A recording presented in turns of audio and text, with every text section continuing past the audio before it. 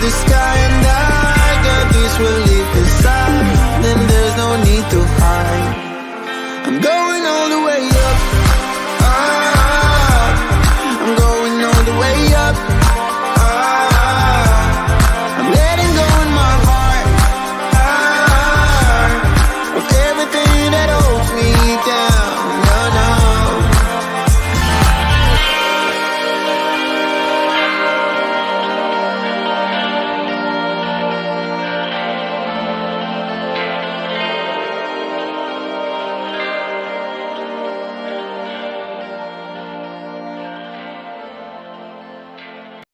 Parallel Times is an information service to help you shift your life out of the matrix and into parallel society. Subscribe at paralleltimes.info for blog posts, podcasts, and interviews. Want to offer an online class that helps build parallel society? Visit paralleltimesuniversity.info to see sample courses now launching, or contact Melanie Rubin at together@paralleltimes.info.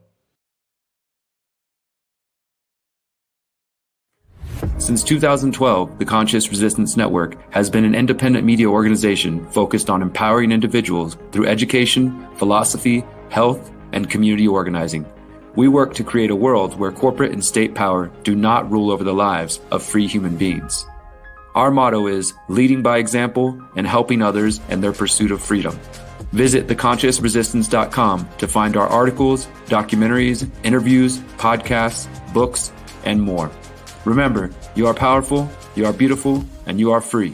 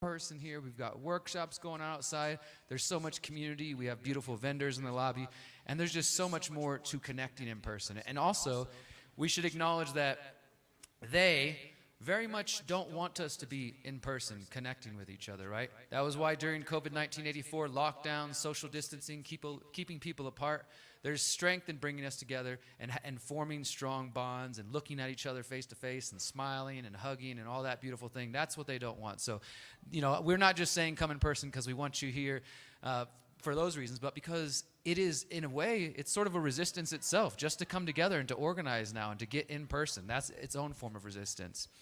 So we're going to continue on with today's talks about different forms of technology. I'll give you a preview of what's coming up. We have Beverly Rubik, who's going to be coming up in just a few moments, and she'll be talking about EMFs and a lot of interesting things, another form of technology. Then we're going to have our in-person speakers, Sun and Kat, which will be talking about their Sun on Demand, which I'm really excited for you guys to see what this thing here on stage does. And then we're going to go to another virtual presentation from Jason Bassler, who's going to be speaking all about CBDCs. Is anybody familiar with that term, central bank digital currencies? Okay, for those who are not, you're going to get a lowdown on it. Jason's going to give a little bit of an education, some background, but of course, more importantly, solutions about what are we going to do for the potential for CBDCs and what does that mean for free people like us trying to exchange and trying to use our money to continue to live our free lives. And then at the very end of today, we're going to have another panel as we had earlier, and that is going to be, I'll be hosting that. We're going to hear from Hakeem. We'll hear from Kenny Palorentano, who spoke the other day. John Bush is going to be on the panel, as well as Sterling Lujan. And we're going to look at the pros and cons of artificial intelligence, blockchain technology, digital IDs, some of these concepts, and we don't all agree on how that technology should be used, so it should be an interesting conversation. So we hope you guys will stick around for the full day.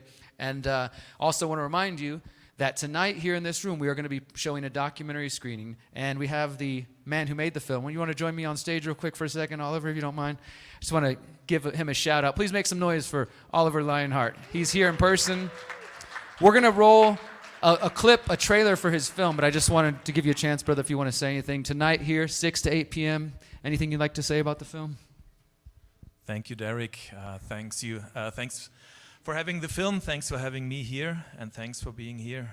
Buenas tardes, familia. Soy Oliver. Soy de Alemania. Vivo en Valle de Bravo, en México. Y, soy de Alemania, pero mi corazón palpita mexicano. Y estoy a casa aquí. And 2 years ago, we were broke completely. And I said to my daughter, who was 8 years old by then, that, look, daughter, we're nearly broke. We have paid the rent. There are some tortillas and salsa picante in the fridge. And in 2 weeks, we will sit on the street. And she looked at me and she said, but Daddy, you and Mommy will be with me on the street. And I said, yes. And she looked at me and she said, well, then I don't care. And this is what all of this is about. Whatever life gives us, whatever happens on the outside, if you're surrounded by people who love you, you just don't care. You don't fucking care. And this is why we did this film. We lived in Tepoztlan by this time. And every day I met people who said, you know, I always was the black sheep in my family. And I thought, wow, what unites us is that we think we're alone, right? We're abandoned. They don't want us. They reject us. But we're not alone. We're not alone at all. And this is what the film tonight is about. That us black sheep, we are many. And we are a very special tribe, like no other tribe is. And you will see that in the film. And we've been filming in Europe, in Latin America, in Colombia, Peru, Mexico. And vamos a ver la versión española esta noche. Y bienvenido para que vamos a verlo juntos. Muchas gracias por venir. Thank you. Thank you, Oliver. Let's go ahead, Hakeem, and let's play that trailer real quick for Oliver's film.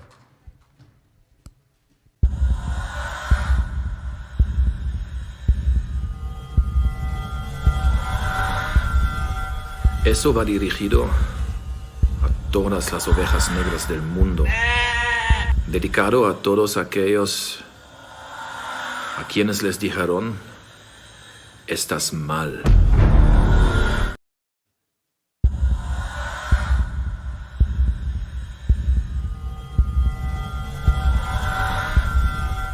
Eso va dirigido a todas las ovejas negras del mundo.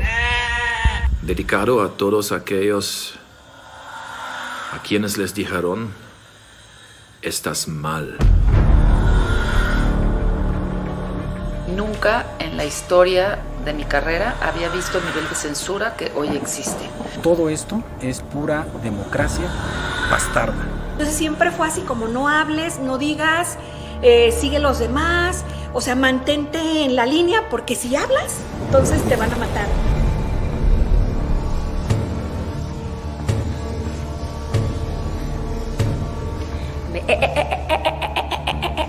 Uno se siente como si estuviera en un vacío.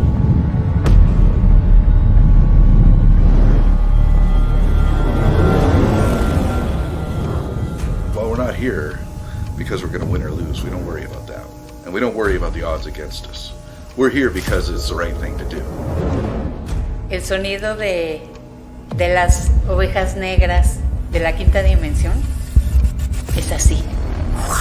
Tú eres amor de tu vida.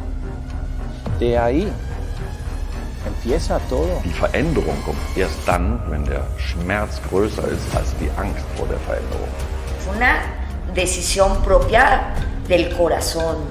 Do not conform because society tells you that this is going to get you a better job or get you money or more friends or popularity. Be yourself at all costs. Les sembremos una semillita de duda, van a buscar la verdad. Híjole, es un sueño grande.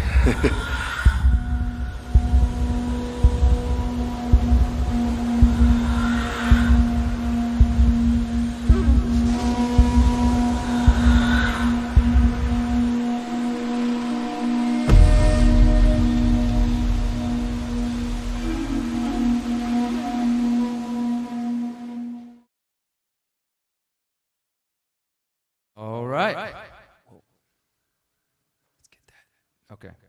Okay, cool. Echo's gone. All right, so yeah, that's Oliver's film. Thank you. That's Oliver's film that will be screening here in person tonight, 6 p.m. in this room. And we're going to use these projectors. Thank you, brother. One more round of applause for him. All right, thank you.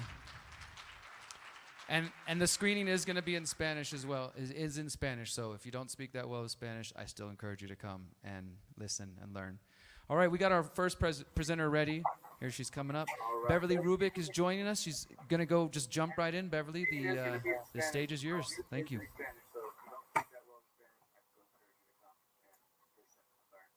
All right, we got our first presenter ready. Here she's coming up. Right. Beverly Rubik is joining us. She's going to go just jump right in. Beverly, the stage is yours. Thank you. Thank you so much. Well, I'm so honored to be part of this landmark event, and I want to thank... All right, we got our first presenter ready. Oops. Here she's coming up. Beverly Rubik is joining us. She's going to go No. Thank you so much. Well, I'm so honored to be part of this landmark event, and I want to thank.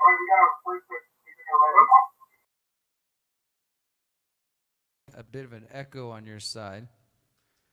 And your headphones, maybe if you have a browser open with the stream, you might want to mute that. And we can bring you back on. Beverly, if you can hear us, please mute any browser tabs you might have open.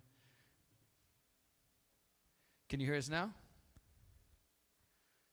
There might be a delay as well. Well, I'm using a headphone and I'm turning down the volume on the conference. That's the best I can do. There you go. So, okay, I guess I'm on. Hello, everybody. It's a pleasure to be here with all of you, and I want to thank Hakeem as well as Derek and all the organizers for putting us together. It's amazing. I wish I could be there with you. I really identify with you. You're my clan. Just to tell you, 30-something years ago, I left the matrix of science and founded my own organization to ask the kind of questions in biology and medicine that were unallowed in the university. Because, as you probably know, we have a mechanistic scientific paradigm looking at life as nothing more than a bag of biomolecules and also tinkering with it, creating commodities, sadly, recombinant DNA, etc. And I just could not stay in that environment. And so I had to get out. So I did. And it was not an easy job, but I'm very lucky to still have a laboratory at my age and be working and interacting with the community at large of frontier scientists like me. So I've been working on the human energy field or the biofield for a long time, and also energy medicine. In other words, instead of pharmaceutical medicine, we can apply energy such as frequencies, colored light, electromagnetism to stimulate healing. But when I heard about 5G coming out, I was astounded because I recognized that it was a total terraforming of our Earth with unnatural frequencies, unnatural signals that are digital, not analog, something that life never evolved with, and that it would be extremely detrimental to all life on Earth. So I actually set aside my work on the biofield and jumped over to work on EMFs, in particular wireless, and the perils of 5G. 4G was bad enough, and I did a study on 4G phones, which I'm going to talk about today. Now, for some reason, I don't see my slides. I guess I was told they would be there and I would just hit a button, but I don't see them at all. I do have them on ready to play here, but I'm not sure how I can present. Let me see. I'll press present, but I'm not sure exactly how to do that. Nothing is, let me see. Can you see my slides? Can you hear us? Beverly, can you hear us? But I cannot hear anybody there, and now I can't see the chat. You can share the screen and... So, what to do about my slides? Somebody help me, because I don't see them, and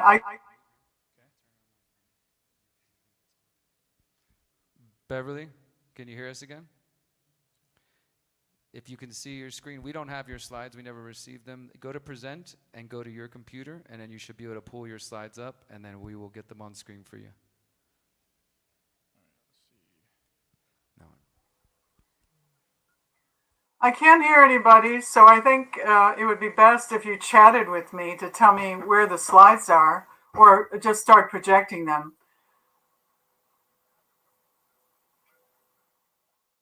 Really, if you can hear us, please just continue with the presentation. So we don't have your slides. I don't know what happened to my slides. I understood they would be projected and I would just press some buttons to move them forward.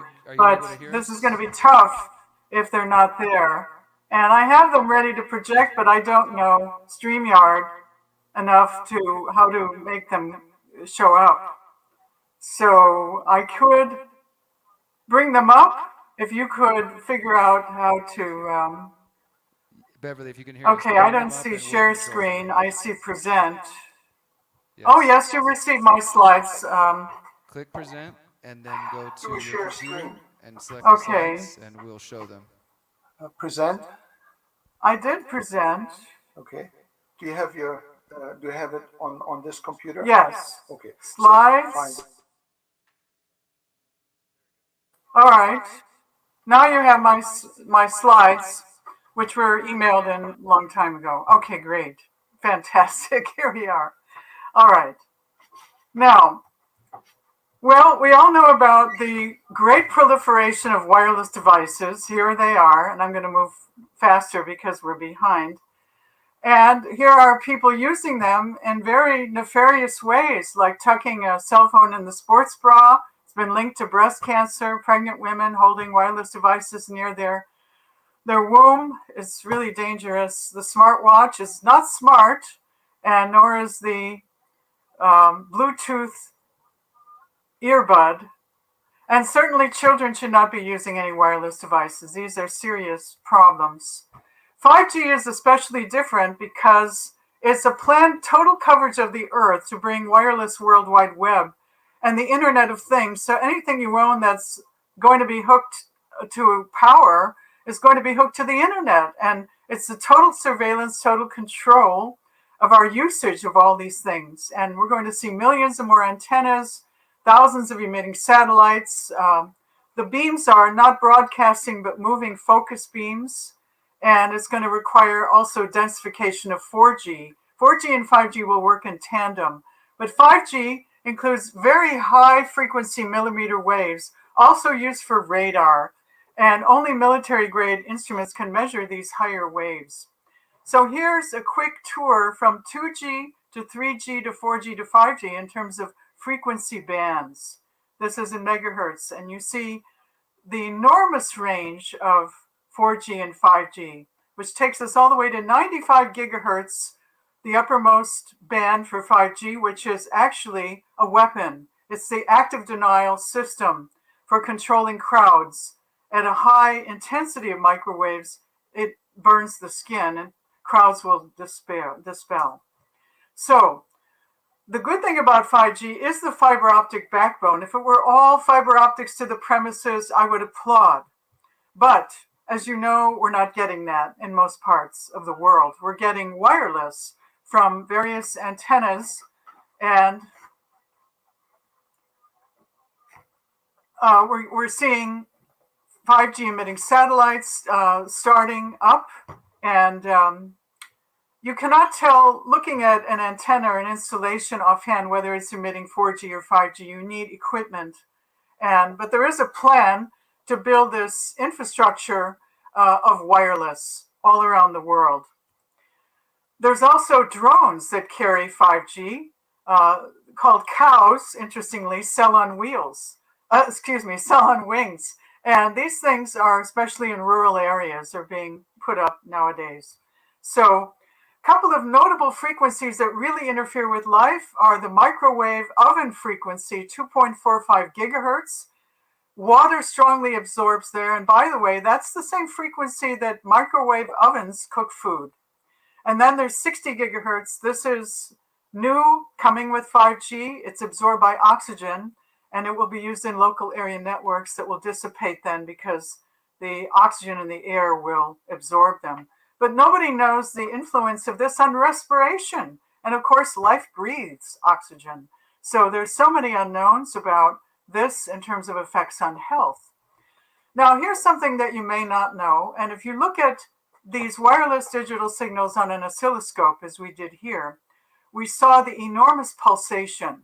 And if you have a handheld meter and look at signals coming out of your wireless devices, you'll say, well, the numbers are bouncing around. Is my meter broken or what? No, it's not broken. It's the nature of digital microwaves. They're pulsed at extremely sharp ways. And this is something no living system can adapt to. And even an idle wireless system, that's a router simply plugged in but not being used, is emitting, in this case, 10 pulses per second. And when it's downloading or uploading, you can see how many more little purple pulses there are. And this is the sort of signal that no living thing can adapt to. It's absolutely hell for analog beings that we are. And there are no safety standards for wireless. There are only guidelines. And as it turns out, North America, Mexico, US, and Canada have the highest guidelines, meaning we allow the highest exposures in the world because of the military-industrial complex in the US. There are a lot of papers that are well documented, and research goes back to the 1930s when radio waves were just implemented. So it's almost 100 years already, and we know about radio wave sickness. It's been documented that long. A very important website if you want to follow the research is this one, bioinitiative.org. And it's updated regularly by an international group of scientists who are very concerned about this. And another one that you may want to read is the Glaser report that was once classified by the US military and declassified around year 2000. That really tells the dire consequences of radio wave exposures, showing over 100 symptoms from radio waves, also microwaves. Now, here's a summary of the scientifically documented adverse effects. Increased cancer risk, and even the World Health Organization admitted this back in 2011. They had it on their website. I'm not sure it's still there, but they said brain cancer, indeed, and the worst kinds of brain cancer, glioblastomas, which are pretty deadly, DNA damage, infertility, neurologic disorders, immune system dysfunction, and increased oxidative stress. So those are it. And children, pregnant women, and the elderly are the most vulnerable, but everyone is at risk. And the more we get exposed, the damage is cumulative, sort of like radioactive waves as well. That's why when you go to the dentist, you wear a lead apron, so your lungs don't get hit with reflected X-rays, but because that's cumulative damage too. But with this wireless stuff, we are not considering the cumulative damage that we are receiving from exposure. Here's something that's been recognized, and that is energy-directed weapons based on microwaves. The Havana syndrome happened to the US diplomats at the American embassy in Cuba several years ago. And they had symptoms like cognitive fog, loss of balance, dizziness, a host of symptoms. And this has been called the Havana syndrome. Now, Dr. Barry Trower, who was an expert in microwave weapons, he worked in the MI6 in the UK, which is sort of like the CIA, and he's now retired. But he said that he believes 5G is a microwave weapon or can be weaponized, depending upon the levels that they project from the antennas. Brainwave comparison. What happens when you put a cell phone to your head? Well, take a look at the child here. Children should never be using any wireless devices, but of course they're using them in schools, at least in the United States. I know some countries have banned them in schools, but they're far and few between. And they have the greatest penetration of these waves because they have a very thin skull. And as the skull thickens with age, there's less penetration, but nobody should hold a cell phone to their head. They should use speakerphone, they should use wired headphones with a cell phone, and keep it as far away from your body as possible. Distance is your friend when it comes to wireless devices because the signal dissipates over distance. And there are so many studies in the literature. This is the latest review of the literature compiled by Professor Henry Lay. And you'll see it on this website. I'm just summarizing it here, but it was the studies published between 1990 and 2023. And you see there's over 1,000 studies on the effects of wireless and cell phones and all of these wireless communication device frequencies that we use. And by and large, the great majority show adverse health effects. Oxidative stress, genotoxicity, which can lead to things like cancer and autoimmunity, neurological effects, which can lead to short-term problems like cognitive issues, but also neurodegeneration, like Parkinson's disease and Alzheimer's, and reproductive harm, which can lead to infertility and has been shown to lead to infertility in animals. There are some reports where there are no effects, and by and large, most of those those studies that show no reported effects were done by guess who? The industry, the telecom industry. Of course, they have a vested interest in the outcome, and the science is not kosher. Now, these are the symptoms that most of us have been experiencing. You may not think you're electrosensitive, but when I test people's biofields at my laboratory, I see changes, deleterious changes in the energy field of humans who say, I can hold my cell phone all day, I don't have a problem. But your biofield has a problem. And if we reduce the biofield or make it worse, more irregular, a pattern of energy emitted from the body, then you're on the way toward disease.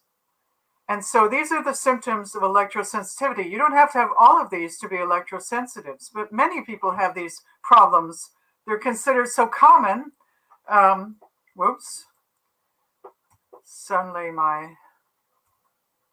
okay, here they are. Disturbed sleep or insomnia, headaches, other pain, nosebleeds, ear bleeds, ringing in the ears, fatigue, skin abnormalities such as itching, irregular heartbeats, heart palpitations, leading to cardiac arrhythmias. And young people are now getting pacemakers. I hear this from physicians I know. They never saw this before, but people in their 20s, 30s, and 40s are needing pacemakers because of these arrhythmias from so much cell phone use. Impairment of memory and concentration, anger and behavior issues, mood disorders, anxiety, and depression. So it's been estimated that 30% of the United States population has this in a mild form, 5% moderate, and almost 1% severe symptoms. Many people get medicated for these things. They go to doctors who simply write prescriptions instead of looking at the root cause and reducing their wireless exposure. So let me summarize a study that I did back in 2014 on 4G LTE smartphones and the blood. This was sponsored by the Weston A. Price Foundation. So my research question was, what happens when you're exposed just for a short period to a cell phone? I looked at the blood initially. I call that baseline. No wireless devices were used for 4 hours. I looked at the blood after they carried it in a backpack for 45 minutes, not using the phone. The phone was simply turned on and ready. And then they used the phone holding it in the hand for 45 minutes. And you'll see blood under these three conditions and how the cell phone changed it. Here's the normal healthy blood. I rarely see this anymore. I've been looking at blood for 25 years. You see nice individualized red blood cells and a white blood cell moving nicely toward 2 o'clock. This is healthy blood, but it's long gone. Between fast food and the wireless environment in which we live, we don't see that anymore. This is a 75-year-old woman at baseline in the upper left-hand corner, pretty good-looking blood. Following carrying the phone for 45 minutes, all stuck together red blood cells in what we call rouleau rolls. This is like looking at a roll of coins on edge, and you see not a single red blood cell. This blood cannot circulate in the microcapillaries whatsoever. And the third photo at the bottom is what happens when you use a cell phone and hold it in the hand. And the cells break apart, but now they're spiky, and you can see that the membranes are no longer round. They're disheveled.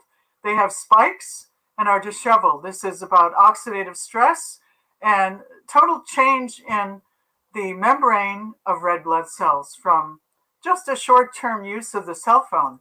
She's not the only one. 9 out of 10 subjects showed these changes in my study. Most of them were over 40, but even the youngsters did as well. The 21-year-olds, that is. So a 55-year-old man at baseline after carrying the phone to the right and below is the echinocytes, the spiky cells that happen when he held the phone in his hand for 45 minutes using it. Now, because the phone was held in the hand, one person volunteered that I take blood from the toe after they held the phone in the hand for 45 minutes, and we saw rouleau, we saw the same stuck together blood. So it indicates that this problem appears to be systemic. Not only blood in the hands, but blood in the toes, blood throughout the body will be disfigured and unable to deliver oxygen, to bring food, and to take away wastes. And that's the spell for disaster and disease. 9 out of 10 people showed this problem. And it's very significant because red blood cells under aggregation means there's an inflammatory process going on. There's also increased blood viscosity, which aggravates the heart, and decreased microcirculation in every organ. This is an early stage of blood clotting as well. And so we see loss of cell membrane stability, impaired oxygen release throughout the tissues. So wireless can act synergistically with other toxins to damage the brain. It opens what we call the blood-brain barrier. Then more chemical toxins enter the brain, and that means things like aluminum from vaccines and glyphosate from GMO crops, especially wheat.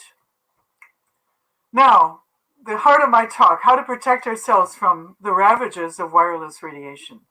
There are 4 steps. Number 1, know your wireless exposure. Measure levels in your home and workplace with a simple handheld meter that you might borrow and share with others.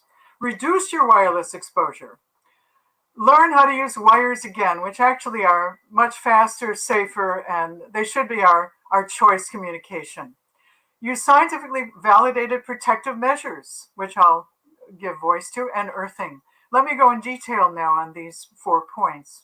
So a handheld meter such as this Cornet, I'm not pushing this brand, there are many of these, but it's called a tri-field meter. It measures radio frequency, which in this case are microwaves, magnetic fields, and electric fields. The typical price will be about $250 US.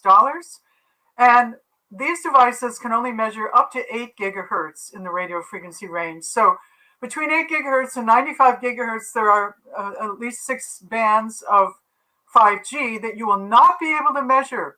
If you want to measure that right now, you need military-grade equipment that will cost you about $50,000. So the people are left in the dark. They can't measure it. We're developing a people's meter for 5G at my laboratory that will tell you which band we see things in and give you a lot of details about your exposure. Hopefully that will be coming out next year. It's an enormous effort. And here are some tips on reducing your exposure to wireless from your cell phone. Again, distance is your friend. Keep the phone at least 1 inch or 2.5 centimeters away from the body at all times. That's in your phone manual, but you probably never read it. It's deeply buried within your cell phone settings. Good luck trying to find it. Don't touch the phone. The manufacturer says never touch the phone. Believe it or not, everybody's holding their phones. It actually, in some phones, include a stylus for texting. You touch the little letters.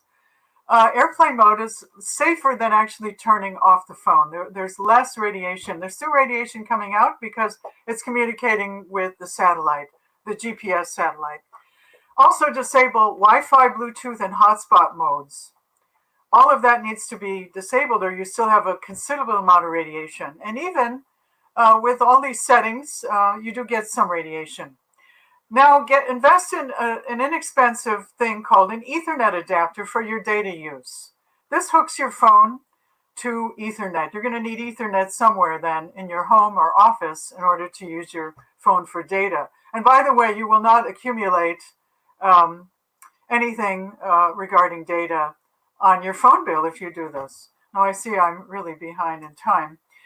Most baby monitors, despite the fact that they say they're not emitting Wi-Fi, they show antennas like this and they are emitting wireless. So beware of this.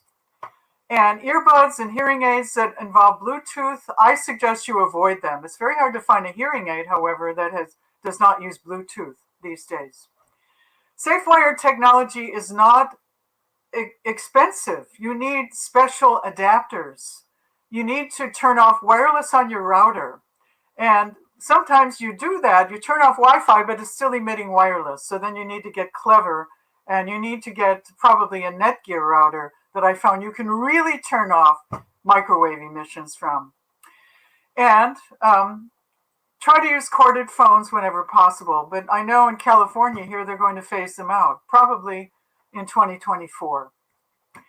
Now, why we want wires for our technology? Well, because wireless is slower. Here's a comparison side by side. Wireless is slower, wired is faster. How did we ever get down this road of wireless? Because the controllers wanted it for surveillance, the Internet of Things, for total control, etc. but it's hackable. Wired is very hard to hack because the signal is confined to cables. Wireless is an environmental hazard. It's a toxin. Wired, you get a little EMF, but it's nothing like wireless. You have more energy consumption with wireless. Everybody's concerned about lowering their energy consumption. Well, wired is the way to go. And we have less vulnerability to the grid when we're wired over wireless. We have less societal burden in terms of health costs. And it's slightly inconvenient, but it's a small inconvenience to pay for your health. Shielding is something we can all use. We can get rolls of mylar-coated aluminum. And if you have antennas outside your home or office, you can roll out this product and block it. It doesn't block all of it. You probably need to use about 5 layers to block all of it, although I haven't measured that. You can get this kind of canopy for the bed that is made out of metal mesh, which blocks, again, some of it. It's like a Faraday cage, and various clothing items as well. And people often ask me, what is the best purported protective device for wireless? Well, let me tell you that nobody has studied these things thoroughly, let alone the manufacturers. And you have to think, what are your criteria for protection? Do you just take somebody's word when they say, put this sticker on the backside of your phone and you're fine? Do you think you can use that phone all day and be safe? Well, I'm sorry, don't be fooled. There's a lot of marketing hype out there, and I see very few peer-reviewed study reports on these devices in health journals. Here's one device I recommend, my necklace. This is shungite. Shungite is a natural mineral. It's black, and it's conductive, and it consists of buckyfullerene. Buckyfullerene is a very special form of carbon in buckyballs. It has very unusual electrical properties, and I found in studies with a few that it helps protect the blood. But I need to go back to my slides. Okay. But I mean, I didn't study brain waves. I didn't study heart waves. I didn't study all the organs. So here's the problem with these purported protective devices. First of all, most are without sufficient validation. I have not seen any that I would say are really doing the job. You have to look for study reports conducted by independent scientists like myself, ideally published in a peer-reviewed medical or health science journal. How do they work? Well, some work by strengthening the human energy field. Others work by so-called harmonizing the EMF field or other means that they never tell us. So they're even dubious how they work. Some of us are testing the blood. Sometimes there's a study on the heart or the brain, but there's never been a study on more than one thing. Usually it's blood, heart, or brain. But what about your other organs? So I say these offer limited protection, if any, and people can be lulled into false belief of total safety by using these devices. So buyer beware. Optimal nutrition. We can take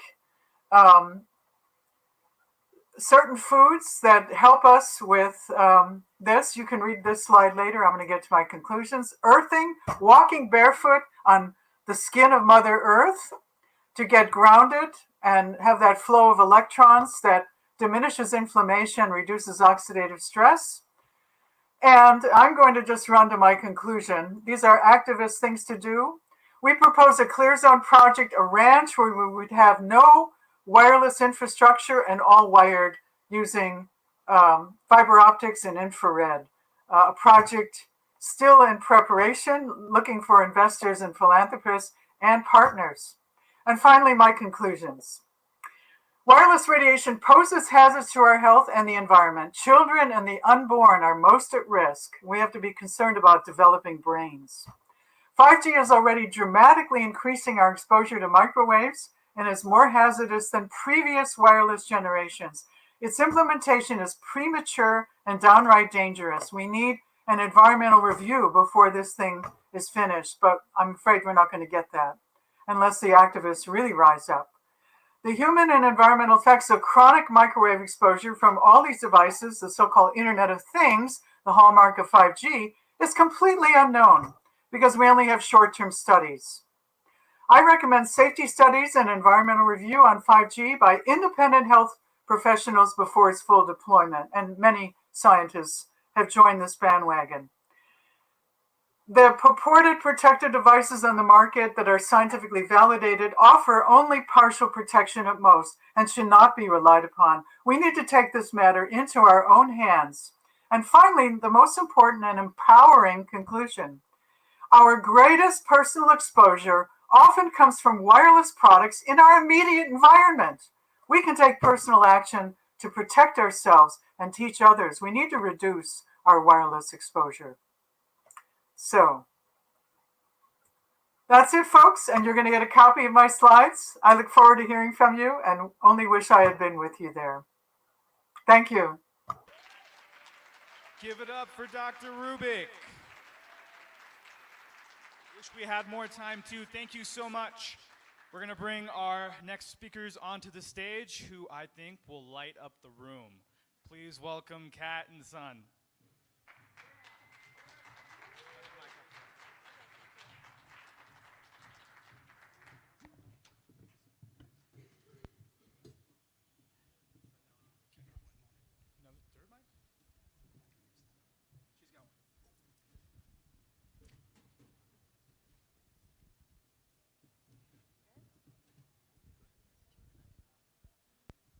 Good afternoon. Buenas tardes. Thank you so much for having us here. My name is Kat Donnelly, and this is Sundarajan Mutialu, and that's a little bit of a mouthful. So he's been appropriately nicknamed Sun because he's one of the inventors of the indoor sunlight technology. We are super happy to be here. We want to thank Miriam and Derek for having us, and we've been very pleased with this event. We feel very grateful to be here. Thank you so much to Lauren and Paul for inviting us and convincing us to come. So Azentive stands for Another Zen Initiative, and we are a wellness, regenerative systems, and emerging technologies company. And we integrate solutions that accelerate the cultivation of nutrient-dense foods and medicinal plants in alignment with nature. Did you get it? Okay, and so today, like Miriam and Derek have emphasized throughout, we want to talk about solutions, and we want to focus on moving forward to manifest the change we want to see. So we're going to share a solution to take back your food, take back your medical freedom, take back your medical freedom, I'll say that again, and take back your tech. So we will be talking about 4 applications of indoor sunlighting, although there are many, many, many applications, as you'll see when we turn it on. So today we're going to be focusing on the sun. So a couple of questions before we go with the audience. Do people know what biomimicry means? By show of hands. Yes, it's copying Mother Nature. Has anybody seen the sun? Oh, amazing, amazing. Well, as humans, we've been taught to normalize often, and it usually comes from outside sources. And we often normalize on the symptoms rather than the cause. By a show of hands, how many people either see the sunrise or the sunset in the last 30 days? Amazing. Let me give you a little secret. The sun never sets. The sun is always out there. The earth is rotating. You see how we fall into normalization, right? So we're going to be talking a little bit about that. And this is what we're going to talk today. Basically, those normalizing, the sunlight, and addressing the causes. Okay, so we don't have a lot of time to go into our background and talk about us, but both Sundarajan and I have healed ourselves from our diets, so the way we make our food choices. And for us, and we don't impose this on any of you, but for us, our healthy way of eating is vegan and gluten-free. And this has helped us, okay, thank you. This has helped us heal ourselves. And we also try to eat beyond organic whenever it is available, which, as you all know, is not all the time. So as we mentioned, we build holistic systems solutions that address causes rather than the symptoms. We think it's very important to focus on the causes. And we put a few of our passions on the slides. So honoring Mother Nature and humanity, and recognizing that we're all an important part of everything. And like we've heard so many share with us, we know it's crucial to build local movements that can scale locally and replicate globally. And so we are creating those movements locally in our own community. You heard Rory talking earlier today. He's someone that we collaborate with a lot. And you heard Paul and Lauren on Tuesday. And then we mentioned energetic elements earlier. So we're always looking to nature for these solutions, biomimicry. We don't see any way that dialing it in or trying to outsmart nature's systems is going to be successful. My first love is music, and I spoke a little bit about it during the panel if some of you were here. But the sound, my music, is the sound of the water going over rocks in a brook, or the sound of the air going through the leaves, Morelia. That's where music came from, right? So we are all nature, and what works best is when we all participate in this sort of symbiotic symphony of Mother Nature, of which we are an important part of. Instead of what has been done is we've been normalized to separate ourselves from Mother Nature and try to do better. And often that comes back at us in fierce ways. This makes us complicit too, because we participate in a lot of this.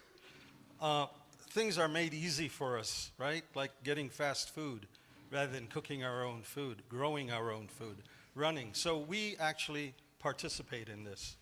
And we do it in this sort of automated brain, and some of the talks we're talking about subconscious and conscious mind. All of that comes into play. That's how they control us, by making it easy, commercial, by physically addicting us to some foods. And it's the mind control that we learned about from Jason Christoph on Monday. So we have three major ways of hurting ourselves. The first one is when we make a decision ourselves, right? We choose something that's going to hurt us, a particular food, a particular relationship. It could be things where we choose. The second one is where someone hurts us. They make an unhealthy meal that you're not aware of. But the third way is probably the worst, where we help others hurt us. We actually help them, right?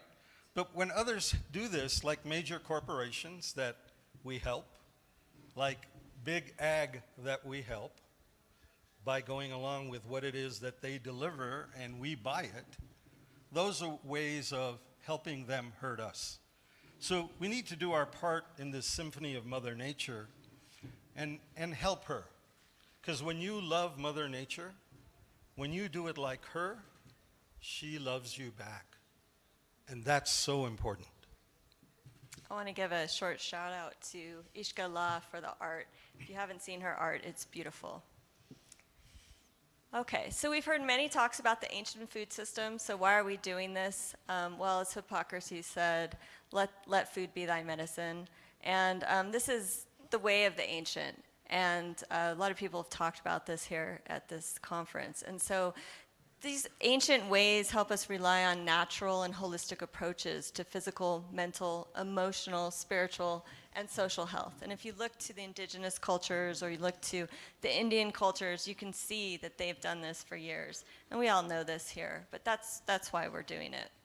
My great-grandfather in India was a healer. The area of India is a Brahmin. But my father and my uncles, when they came to the States, went into more modern medicine and became doctors here. Obviously, doctor or lawyer, you have to acquire to something. But in fact, my father told me when I got rheumatoid arthritis and rheumatic fever. I was born in the Fiji Islands. At a very young age, I got rheumatic fever. And from that, I got rheumatoid arthritis. And my dad basically, with modern medicine, said, son, you're going to have to go with the pain pills, and you're going to have to stay in aspirin. We don't really have something we can do for you. Just keep going. Well, when I grew up in Berkeley, it's very hard to avoid natural food. So I went into more vegetarian food, eventually into vegan, and was able to actually be able to sit an hour in my car going up to Sacramento when my parents used to go. So in that sort of rebellious way of not doing what my mom and dad wanted to do, I actually healed myself. I turned my diet. And then later, I became weak, went into the corporate world, did my 2 martini lunches and my steak. Of course, you've got to do that. And everything came back. Everything came back. So then, more recently, I had a health scare. And I decided, you know what, I've got to go back to Mother Nature, which is what I've done. I'm fairly old. And so it really helped me. I'm not trying to, and by the way, please, don't think we're trying to push veganism on anybody. It's your free choice what you eat. I'm just letting you know what happened with me. Yeah, so Sundarajan remembered that his food is his medicine. So that's a beautiful thing. The main goal of Big Ag and Big Pharma is to treat symptoms and get us on a lifetime supply of prescription medication. That is what the system is designed to do. It's to make money, right? It's to keep us in scarcity. My friend David Wilcox, who wrote a great song about cigarettes, said that crack will kill you quicker, that's why it's got to go, but they'll get more of your money if they kill you nice and slow. I think it's appropriate because the minute amounts of chemicals that are in our food that we buy is actually doing that, killing us slowly. And so we really have to take a grasp of our own health and what we put in our mouth. As was spoken about on Tuesday, permaculture's Jim Gale, our food used to supply our nutrients, which came through the minerals in our soil, but now we're all beholden to continuously take supplements. If you go into the stores now, you see rows and rows of supplements, vitamin D. We used to get that from our food. What happened to that? How did we get separated from our food?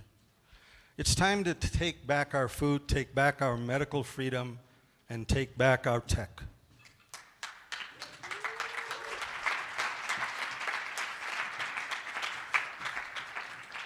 Awesome. So how are we going to do this? Well, it's relatively easy to flip the paradigm. It's something Rory talked about earlier today. We've got to regenerate the microbiomes of the earth. We've got to get the earth topsoils back to where they are. And we've got to regenerate our bodies, our microbiomes in our body. And we've got to make sure that we're getting plant-based medicines and we're not getting single compound medicines. Then we don't know how the other compounds in the plants actually work together, right? So this is how we're doing this. So if we can drop our artificial ways, we can flip the paradigm. So this next quote is just one we really like. It's from Ray Archuleta, a soil scientist, and he just puts it all into a system. Everything's interconnected, right? So healthy soils lead to a healthy planet, leads to a healthy animal, a healthy human, healthy water, healthy air, and ultimately a healthy climate and planet. Rory was talking today about how the water systems come back. You know, when you get the soils and the permaculture and the plants back, you get your water systems back. And guess where it all starts? And that's, maybe we're finally getting to the point. It all starts with the sun. Our entire world is comprised of energy from the sun, the earth, and across the universe. If you think back to Hakeem's talk about energetics on Monday, you'll feel this connection of frequency, resonance, electromagnetic energy for all living beings, including plants, which we're talking about today. Because our senses often lead us, we often forget how it is that all living beings on earth, including us, get our energy. The industry would think that you want to count calories. It's not calories, it's joules. It's the energy that you receive, right? But they get us on counting calories, working on calories, create a gym, and we worry about but joules is what you're looking for. That's the energy that we get from the sun. So it's through the electromagnetic energy of sun, and it's all of the frequencies of that energy. So we brought up frequency before. That is the most important thing, because each one of those frequencies bring different kinds of healing modalities to you, and to animals and to plants. So how do we get the energy in our bodies? Well, the one way is to be in the sun. And the second way, which is probably the most important, is what we eat. That's where we get the energy. It's being in the sun, or what we put in our body. Now, all energy is transmuted, right? If that sun wasn't here, we would all be gone, for sure. That's where that energy comes from. So when you think about Africa, when you think about, let's say, a gazelle eats grass, and then it's eaten by a hyena. The hyena is eaten by a lion. But what most people don't know is that every time that cycle happens, every time in that, you lose 90% of the energy of the sun that went into the grass. So the hyena only gets 10% of the energy, and then whatever that gazelle had goes another 10%. So that's why the lion is so ferocious. It needs to keep eating because it doesn't get the energy of the sun. So all energy, and in taking back our tech equals taking back our health. And to take back our health, we need to understand where all of that energy comes from, and why we're alive, and how we want to live. And that is the sun. So now, let's talk about, I want to introduce to you the sun on demand. What happened when I was running through thinking about what was missing in the grows where people are trying to grow food? It was actually the sun. The sun was missing. And so, and it makes sense, because people only could use what they had in areas where the weather isn't correct, like greenhouses. All those greenhouses, all the different kinds of systems that they are for growing food in areas where they can't grow outdoors. And we say to everybody, if you can grow outdoors, please do so. Don't do it any other way. So don't think that we're trying to figure out a way to go outdoors. Now, to go indoors. Here's what the full range of solar frequencies looks like on the sun on demand. The yellow line is the exact measurement of sunlight. And the green line is the exact measurement of our sunlight, the sun on demand. So you can see it replicates the sun fairly well. We go from UVA all the way up to 1650 in the infrared in exactly the spectra of the sun. Excuse me, Sundarajan. We go from UVB that's right. to far infrared. And we've also eliminated UVC because a lot of people have issues and they go, look, it's very harmful. So we've taken out UVC. Now, in addition, the full electromagnetic sunlight delivers all of the frequencies of that sunlight.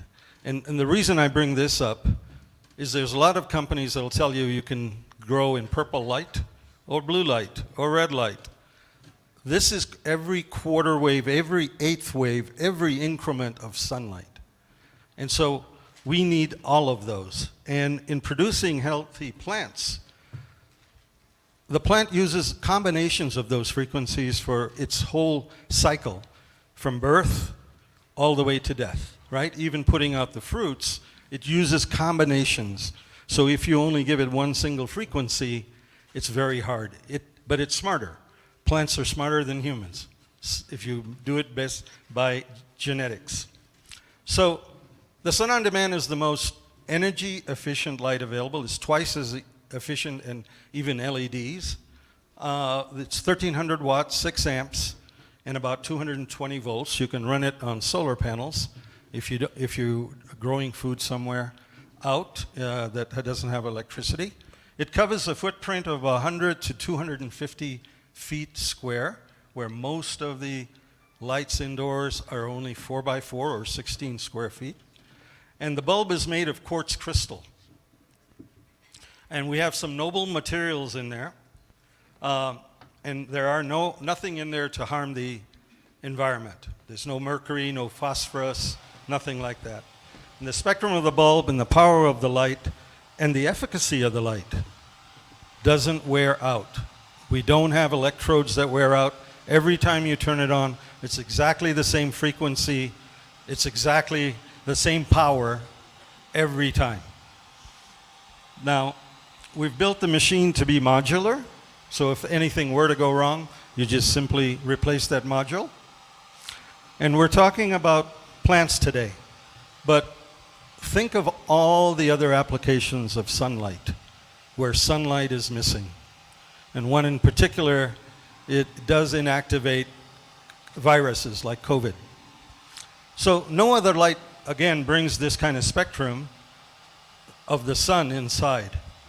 There is a mistaken conclusion often that plants only want red light, blue light, some spectra. They do plant steering to be able to get specific, but they leave back so many other compounds that that Mother Nature developed. But remember, we talked about frequencies. It needs all those frequencies to vibrate in the plant to be able to produce it. In fact, so sunlight is used by plants well beyond photosynthesis. Yeah, so the frequencies and combinations of frequencies affect the plant, every part of the plant, from the roots to the stems to the leaves, the cells, the cell walls, every single part of the plant. And they also help build the immune system of the plant, they build the circadian rhythm of the plant, and they express the secondary metabolites of the plant in conjunction with the living soil. And by the way, the same is true for humans. Our microbiome and sunlight work together that way as well. Okay. So the light will be turning on soon, and when it does, please, actually that's still at 0. That's interesting. We have it on a step-up transformer because the light runs on 220, so we're using a step-up transformer to bring it from 110 volts to 220, and I don't see any movement on that step-up transformer. So we'll keep going. He might have to turn it off and turn it back on. So although we're bringing one technology to the equation, we want to be really clear here. The sun is just one piece of the puzzle, right? This is a system. It's a system of healthy genetics, fertile soil, the right environment, and sunlight, and many other things. We talked about this in our panel today about circling the plant and bringing in other technologies, water-based technologies and other types of technologies. And as Sundarajan already said, we talk about if you can grow outside, please do, but there's a lot of reasons why you might want to grow inside. You might want to supplement your indoor farm, or your outdoor farm, and you might want to grow in very cold weather. You may want to grow in an urban environment. You may want to support nurseries where things can be planted directly outdoors without being hardened because they've already been in sunlight. Or maybe your air or your water's poisoned, or you've been influenced by forest fires or things like that. Or maybe the farmer next door is using glyphosate and you want to protect your plants. So we do urge you, if you do grow inside, to copy Mother Nature. She's the most efficient engineer on the planet that we know of. As we wait, because our power inverter for some reason wasn't working, but let me give a little background why we even went to this. We really care about farmers. We care about growing outdoors.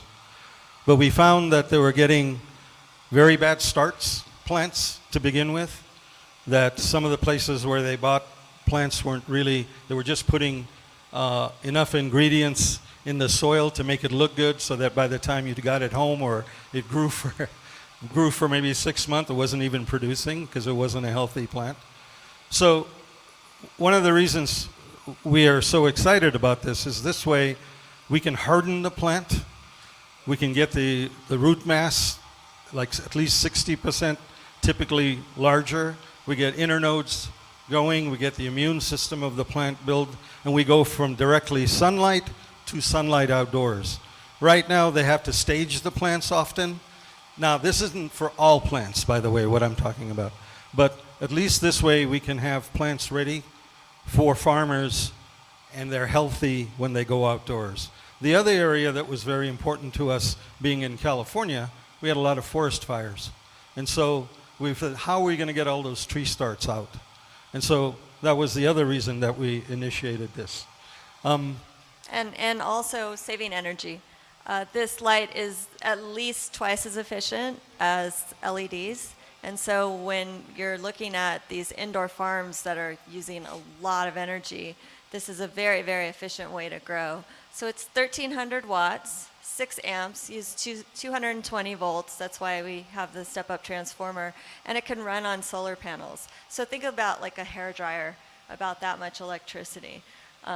And so the way it works, I think, Sundarajan, do you want to describe it? Or? Sure, absolutely.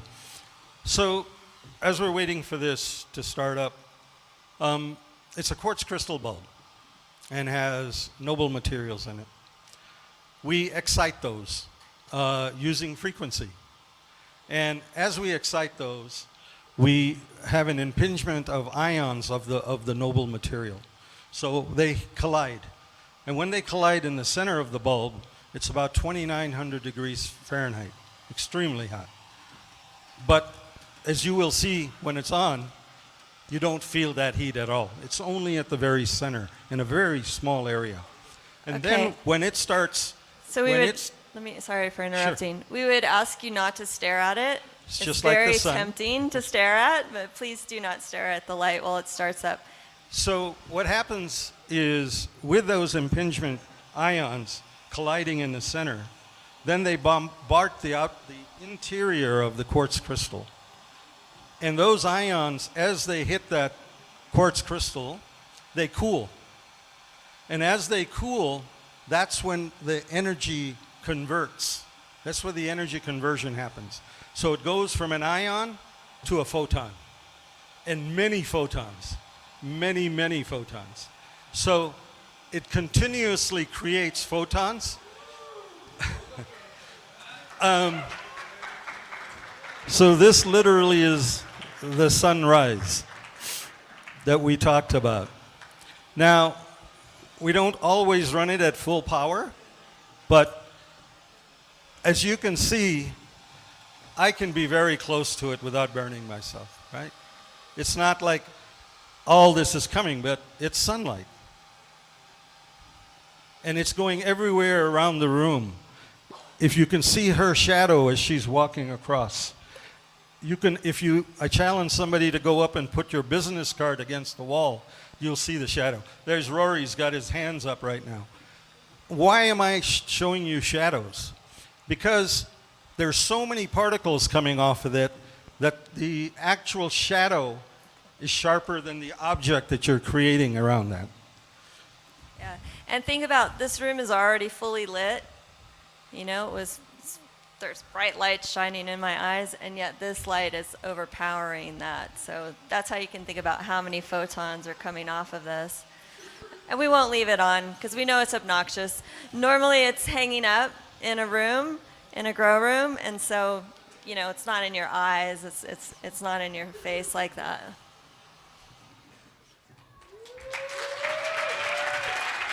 Thank you.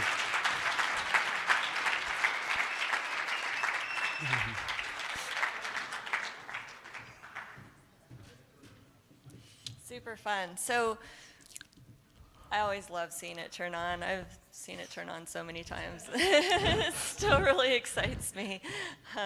So we'd like to take this one step further. So how can we use this technology to our advantage, not just growing foods, but how can we take a technology like this and another technology that we didn't talk about, but it's worth mentioning. It's called alchemy-rich solutions. And this is a technology where you can non-toxically extract precious metals from e-waste. And you guys were talking today about we send our waste off, you know, offshore, but now we can take that and literally get gold off of it and get platinum off of that. And so we can use these two technologies to fund our communities. And so it's a way to really grow the communities and use the technologies to develop these circular prosperity collectives. So just a little bit more on alchemy-rich solutions. It isn't that we're hungry for gold and platinum. It's because a lot of our e-waste, and I talk about normalized and being complicit, right? All of that is put in containers and sent down to India and Thailand and South America, where kids have to take rocks and stones to get these off while they're breathing in all the lead, they're breathing all these caustic materials, and they die typically at 12 years old. There are families who have children over and over and over to be able to make money to live. This is the reason we brought this into play. But we thought that we also have a lot of e-waste in communities. And instead of in that way, why don't we keep that material and put it back into the community? That was the thought process. Yeah. So as you all know, there's a constant search for funding these types of communities. And at the same time, we're spending our money and giving it to large corporations. So we just really thought that we can keep this money local and generate from our own citizens the money that we need to thrive and grow these communities. So some of these require really a blend of what's going on in our society now and then the new paradigm that we're all working to accomplish. We have to be able to bridge that. We can bring collective and collaborative effort together, both socially, economically, and regeneratively, creating permaculture that we're all talking about. This is where the currency that Yoshi and Paulo spoke about earlier could come into play. Okay, so we're going to talk just a little bit about how, we envision this. This is not our vision. I don't know, it's being channeled to us. Many of you are having the same vision, but it's worth just talking a little bit about. So throughout our careers and through our sister organization, Empower Efficiency, we've been building large-scale community-based movements, social movements in 21 cities. So we brought all those lessons together into our latest work, and we're working on designing these local food and economic systems. So to start, we start with the manufacturing facility where we're manufacturing the sunlight and the soil. And then we turn to the nurseries where we're creating the food, the trees, the seeds, and protecting our germplasms and our genetics. And this is where we can support decentralized food production. Then it starts to look a little complicated, but it's not. These nurseries can feed the home gardens. It feeds the community gardens, the farms, the urban farms, as well as the local places where people can have access to fresh, nutrient-dense produce rather than having it shipped in. And then these plants can also feed the apothecary products, right, that are made from them. And then we envision a commercial-grade kitchen and cafe where people come together and cook and eat and share their food and share their learning. At the center of this are the education centers, and these are the places where people go and share, just like we're doing here at the Greater Reset. And we put education at the center because we must share our knowledge. It's very, very important. Just a little note, though, before Kat moves on. All of this can be integrated. We have the background to already do this. It's just an integration process. But with regards to the apothecary and the kitchen, often when we tell people to eat vegan or to get to the energy as closest to the sun as possible, they always go, ew, what do I do with this? I can get this in a box. I'm like, how do you even eat this? I think in this one we can teach people how quality tastes like, what an apple should taste like, what a tomato should taste like, and maybe a 5-ingredient recipe, just simple so they can learn how to really take care of themselves and put that energy back into their life. Right, all about sharing the knowledge. So of course the community contains a lot more pieces, from facilities that support circular water, waste, and energy systems, the innovation centers where we're continuing to learn and adapt and create R&D facilities, create new technology, create new ideas, community and art centers, heart, mind, body, emotion, spirit centers, and then the e-waste precious metal recovery tech that we briefly mentioned. Together, within these local communities, we can help co-create the changing of culture, habits, and some of the behaviors, because we're going from this vast land of out there to a smaller community. That takes some behavior and culture changes. And then the other is that we can bring these technologies to fund the community, as we spoke before, and bring fresh food, energy, and medicinal plants that prevent disease and keep us in a healthy community. Because you know what? This is how communities can prosper.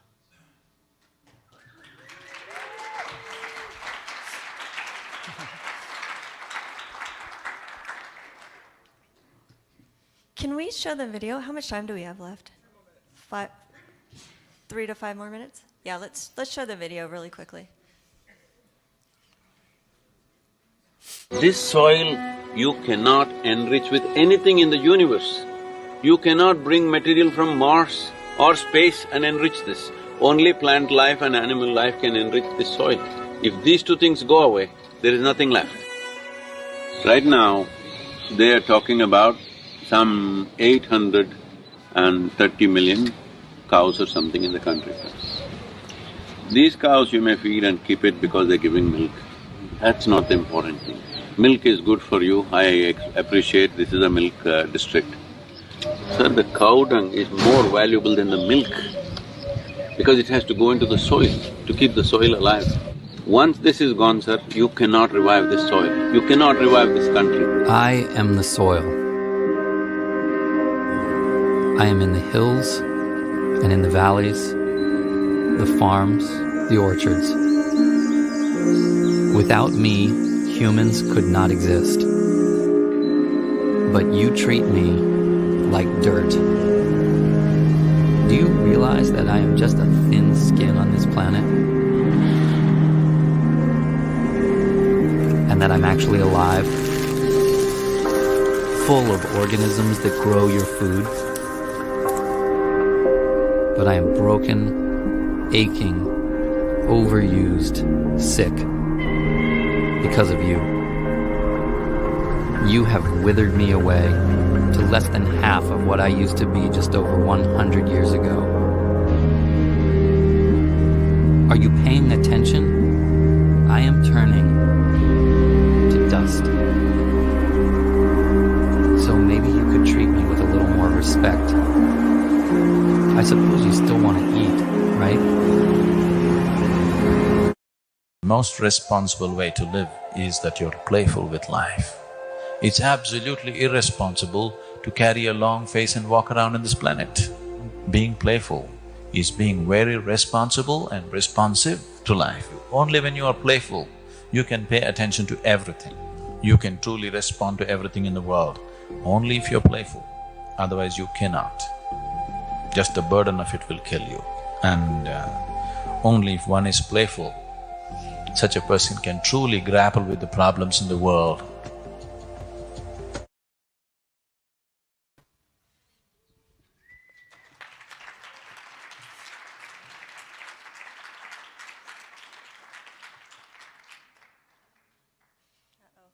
Did I lose the presentation? We need to get back. Okay. There we go. So just quickly, because there's not much time left, there's 4 ways we're thinking about using the light specifically. Trees, getting back to,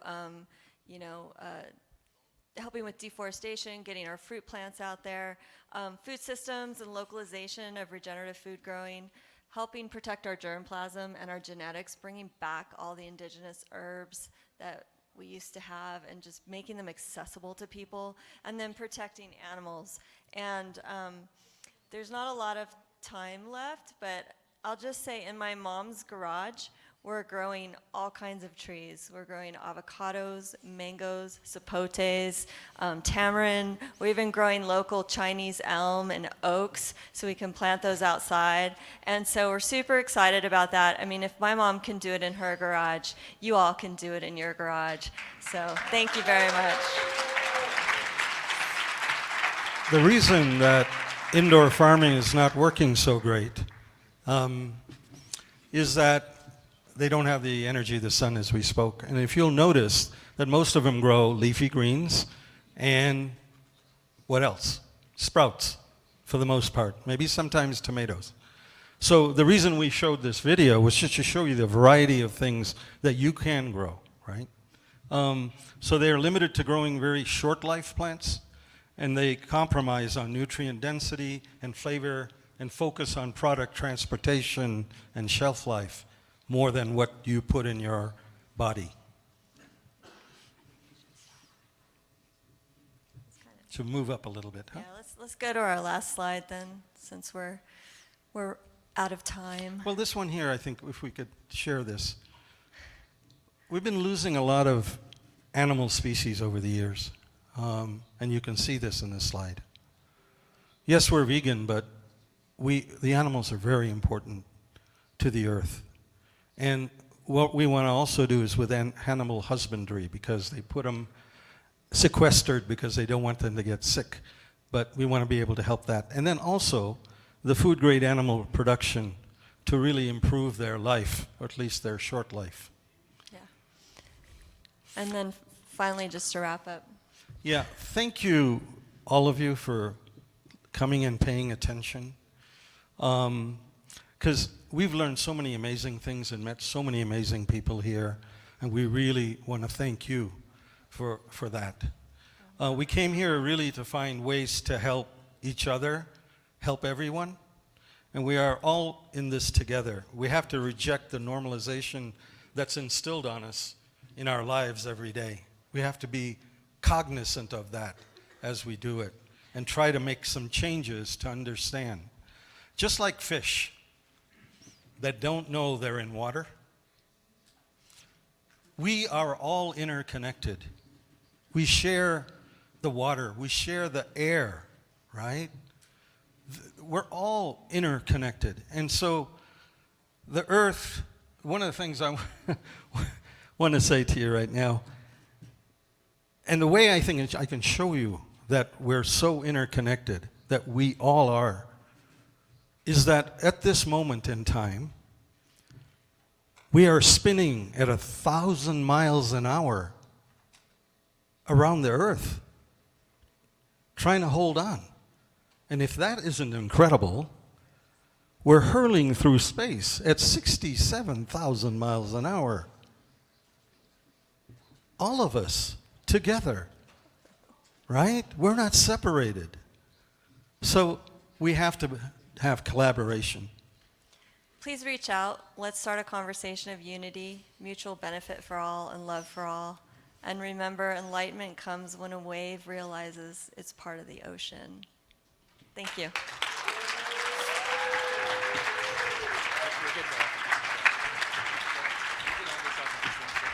Yes, make some noise for Sun and Kat. Guys, thank you so much for joining us. Everybody really loved that demonstration. We're going to roll on in just a moment with another speaker, but before we do, our brother Yoshi's got a brief announcement. We'll let him take this for a second. Hello everyone. Thank you so much.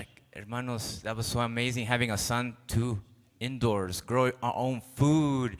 That's amazing, and also helping projects to be funded by these type of technologies. Thank you so much. Hey, what? Let there be light. Make some noise for that, man. Thank you so much. Yeah. I do want to have a quick announcement about our Seeds Retreat, meaning that we're having an amazing 5-day experience here at the Greater Reset, talking about solutions and seeing examples that are being practiced already. They're being practiced already live in different parts of the world. That's cool. Now we want to invite you to our Seeds Retreat to practice as well if you haven't done so yet. If you want to have a little feel of how to live self-sufficient, how to live in community, how to act on these solutions that we've been talking this whole 5 days. We created this Seeds Retreat since 2014, and specifically, first time here in Mexico, complementing the Greater Reset. It's a 4-day retreat here in Tepoztlán. It's a magical land. And we were able to talk with the landowners, and we were able to low down the price. It's $444 for 4 days, includes food all day for all those days. We got Moyene Valdez, which is an amazing professional artist worldwide, a medicine woman that's gonna provide a cacao ceremony. We have an elder that has wisdom in the Toltec culture. If you're familiar with the Toltec culture here in Mexico, he's gonna provide a few workshops and also temazcal. That's what's happening. And so this is important for us to really come into the realization that we can practice what we've been talking about this whole time. So that's the invitation. Last thing, we also want to raffle a 1 ticket for free for anybody that's interested to sign up. Tomorrow we're gonna announce the winner. If someone's interested for this 4 days, come for free. Just sign up and we're gonna raffle tomorrow if the budget is tight. So come on over, we're talking about 20 to 30 people. So thank you so much. All right, thank you for that, Yoshi. We appreciate it.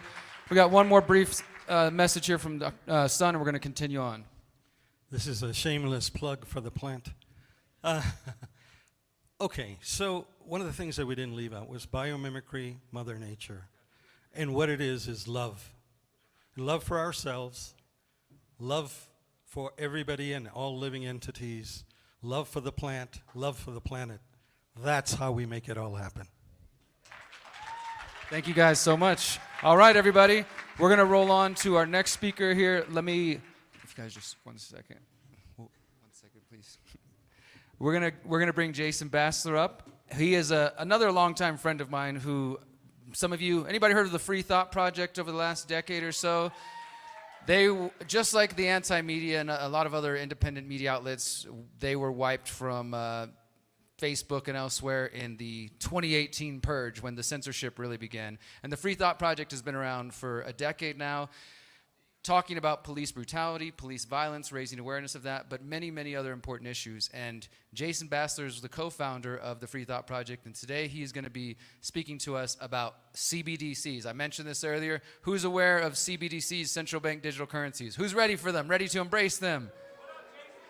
You know? Yeah, well, we're going to hear from Jason why we should be concerned about CBDCs and, more importantly, the solutions. All right, brother, take it away. All right. Well, thank you guys, everyone, for coming to my presentation. If there's any chance that I can get the slideshow as well playing here. Perfect. Awesome. Well, yeah, big thanks to everyone. Big thanks to Derek and everyone at the Greater Reset 5 who made this event possible. I was originally supposed to be there in person to give this presentation, but life happened and I couldn't make it to Mexico. So my apologies on that, guys. But I'm extremely excited to share with you all my presentation about CBDCs. So today I will be discussing the threat of CBDCs and what we can do to prepare for them.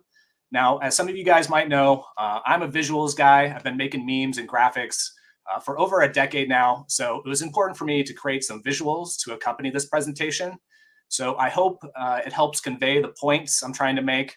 However, there's a lot to cover, so I will try to be as concise as possible.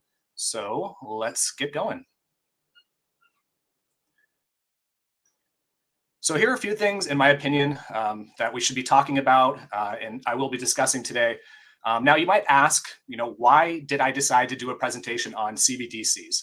Well, in my opinion, this is one of the most important things we could be talking about right now. According to the Atlantic Council CBDC tracker, 131 countries are now testing, piloting, or have implemented CBDCs already. 93% of central banks are engaged in some form of work on CBDCs.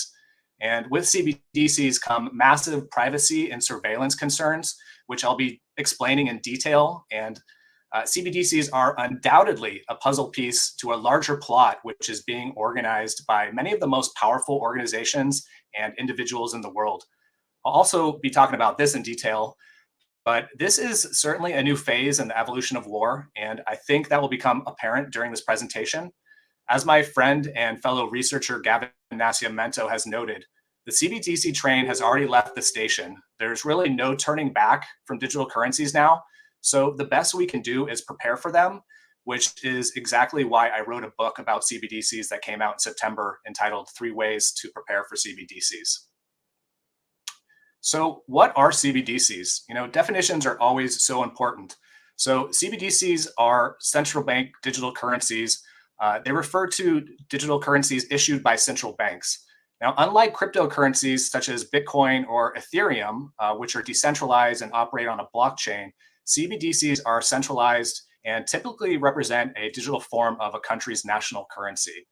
So one thing I want you guys to understand at this point is that CBDCs are a digital form of money. Even though I have a physical coin here representing the CBDC, in reality, it's only digital. Also, CBDCs share some similar qualities as cryptocurrencies, but they are drastically different, which I will be explaining. So to better understand CBDCs, we need to realize that there's 2 forms of CBDC. So there's the retail CBDC. These are digital currencies issued by central banks for the use by the general public. So basically people, businesses can hold and transact in retail CBDCs just like they would with physical cash or traditional bank deposits. Now, wholesale CBDCs are a little bit different. These are more like interbank digital currencies designed for like interbank communication and financial institutions, big, large banks for large scale transactions, stuff like that. So what we really want to concern ourselves with are the retail CBDCs. So before we go much further, I want to explain to you guys what they say that the promises are of CBDCs, like why they're pushing them. So the financial inclusion is one of these talking points that they've really stuck to, as in like CBDCs could help address issues of financial inclusion, by providing digital payment options for unbanked or underbanked people. They claim that they're going to be more efficient. They could potentially streamline payment systems, making transactions faster and more cost effective.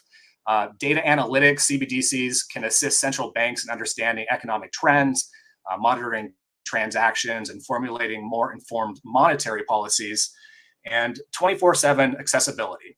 CBDCs can be accessed and transacted at any time, providing around-the-clock availability. So I'm a little reluctant to admit it, but CBDCs can offer faster transaction speeds than what we're currently using with the traditional banking systems, especially for cross-border transactions. However, as you can see by the inclusion of the winking meme lady, these elements about CBDCs may be true, but this is likely just a front or a veneer for the power and control that CBDCs are capable of. But I wanted to give you guys an example of what they're claiming the advantages are of adopting CBDCs. And before we go much further, I should probably also talk about what are central banks, and my apologies to everybody who already knows this, but central banks are financial institutions that serve as a primary authority responsible for managing a country's money supply, formulating, implementing monetary policy, and overseeing the banking system. Their primary objectives typically include promoting price stability, full employment, and economic growth. But here's the problem. They are independent from government. They're not elected, and they're not subject to approval. And I'll explain more about why central banks aren't a friend to liberty in this next slide here. So why the Federal Reserve fails? Well, it's a small group of central planners, and they can't possibly predict the wants, needs, and desires of 335 million people through monetary policy. Their legalized counterfeiting creates fiat money, which devalues the dollar. It produces massive inflation and instability via boom-bust cycles, allows for the warfare, welfare state to exist, and acts as a buffer for irresponsible banking practices and provides taxpayer bailouts. And oddly, just more recently, they've been moving research towards new agendas such as climate initiatives, diversity, equity, inclusion, plans, and social justice, which kind of perverts its original intentions. In the US, we have what's called the Federal Reserve. But as I hinted, it's certainly not federal, and it definitely doesn't have any reserves. So let's keep moving here. So the train has left the station. Here is a world map of all the different countries that are developing CBDCs, and it's quite concerning. Obviously, there's a pretty high density in African countries, some in Europe, quite a few in Asia and the Caribbean, and only one in the US for right now. And here's a fun fact, guys. The source for this graphic is the Atlantic Council, who are the same Washington think tank organization that directed the unpublishing of our social media pages in 2018. So, the Atlantic Council has instigated major censorship movements on social media over the past several years. So the fact that they're now involved with promoting CBDCs is quite ominous, in my opinion. So where are we at right now? What are things at as far as the global CBDC scorecard? Well, as you can see, things are moving fast. 131 countries representing 98% of global GDP are exploring a CBDC. In May of 2020, only 35 countries were considering a CBDC. In 2024, there's a new high of 64 different countries, and they're all in advanced phase of exploration, which means the development, the pilot, or the launch. In October 2023, the European Central Bank started preparation for a digital euro and a multi-year project. Australia, Thailand, Japan, Russia, they intend to continue their pilot testing, and India and Brazil plan to launch in 2024. So yeah, these are all major economies: Japan, Russia, India, Brazil. These are major players, and things are moving fast here, guys. So the countries that are currently utilizing CBDCs, there's 11 countries right now, and they launched the digital currency.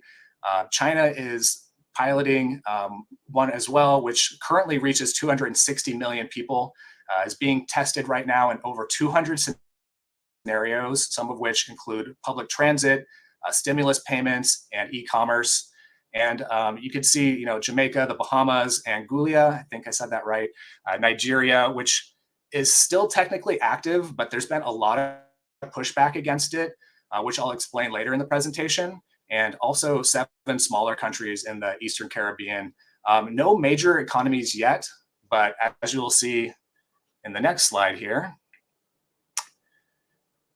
So here are only a few of the countries currently piloting CBDCs. Obviously, some power players here. Russia's GDP is roughly 1.5 trillion. Australia is around 1.3 trillion. Sweden's over $500 million GDP. Japan, India, these countries are economic powerhouses. So yeah, this is definitely something that's happened. Luckily, there hasn't been much adoption by Western governments yet, but there have been a couple failures, right? Senegal was one of the first adopters to launch a digital currency, but after multiple failures, Senegal canceled the ECFA because of low adoption and low demand. And Ecuador, in February 2015, launched the Dinero Electronico digital cash. 3 years later, it shut down because it failed to attract a significant number of users or volume of payment. And then, as I had mentioned, Nigeria, although it's still technically active, Nigeria's eNaira CBDC failed to gain widespread adoption, with less than 0.5% of the population using it. And some even taking to the streets in protest, and I'll definitely be talking about that. So yeah, as of right now, these are the only 2 countries, Senegal and Ecuador, who have completely abandoned the idea of CBDCs. As you could see, all the plans were abandoned after they realized the public had little interest, and low adoption rates basically spelled doom for CBDCs. So I'm sure you're wondering, what about the US, right? Well, mission creep is definitely in progress. On March 9th, 2022, President Biden signed an executive order requiring government agencies to analyze the pros and cons of creating a central bank digital dollar and regulating other cryptocurrencies. I'm sure you guys heard of the FedNow launching last year in July. This is more of like the wholesale CBDC that I was talking about, okay? So this is an instant payment infrastructure developed by the Federal Reserve that allows financial institutions to provide instant payment services. Just think like community system between banks acting as a clearance mechanism. And the Boston Federal Reserve and MIT have actually been testing a retail CBDC since 2020 entitled Project Hamilton, which they boast is a much quicker blockchain than the blockchain used by Bitcoin. And 2 things I didn't include in this slide that I found out later was The fact that the New York Federal Reserve also tested a wholesale CBDC last year, which was phase 2 of Project Hamilton called Project Cedar. And from my research, Project Cedar is still currently happening and has multiple phases of research. So all of these things combined definitely exhibit the US interest in exploring CBDCs, even though we've heard talk from US politicians about rejecting them. So who is for and who is against CBDCs? Well, pro CBDC is people like Representative Maxine Waters, who have been one of the most vocal proponents for US CBDC adoption. Representative Stephen Lynch co-sponsored a bill for the creation of a digital dollar in the US. Both Congressman Brad Sherman and Representative Wiley Nickel have also encouraged innovation of digital assets, including CBDCs. Who's against it? Well, I'm sure most of you guys have heard, Ron DeSantis in Florida restricted the use of CBDCs. Of course, Congressman Thomas Massey has expressed, about the dangers. He's tweeted about the dangers. Congressman Tom Emmer actually wrote a bill, the CBDC Anti-Surveillance Act, and RFK Jr., although not a politician, has recently been outspoken about CBDCs as well. We can also add former Congressman Justin Amash to that list of people against CBDCs, as well as Mike Lee, the Republican senator from Utah, Ted Cruz, and more recently, apparently Trump just promised to ban CBDCs as well if he's elected, which of course sounds great if you still believe Trump's campaign promises. I don't, but so what is the motivation behind the development of these CBDCs? It all seems a little coordinated, right? Well, this is where things start to get interesting. At this point, you're probably asking yourself, are all these countries organically adopting CBDCs because they find them advantageous? Or is there some kind of coordination going on behind the scenes? Well, I found this quote from Ron DeSantis, and I thought it was very telling. He claims you started to have a movement among the states to actually add CBDCs to their uniform commercial codes. And this is something that was pushed by a lot of powers that be to do that. And universal commercial codes are a set of standardized laws and regulations that govern commercial transactions in the United States. So the fact that DeSantis claims that many of these states in the US are being instructed to add CBDCs to their UCC, it's very suspicious, and it could point to a larger influence at play here. So, we're being told CBDCs are about modernization and improving banking infrastructure. However, world leaders pushing for CBDCs are saying something else. They're saying it's about control. So if you guys could go ahead and play video 1, that'd be awesome.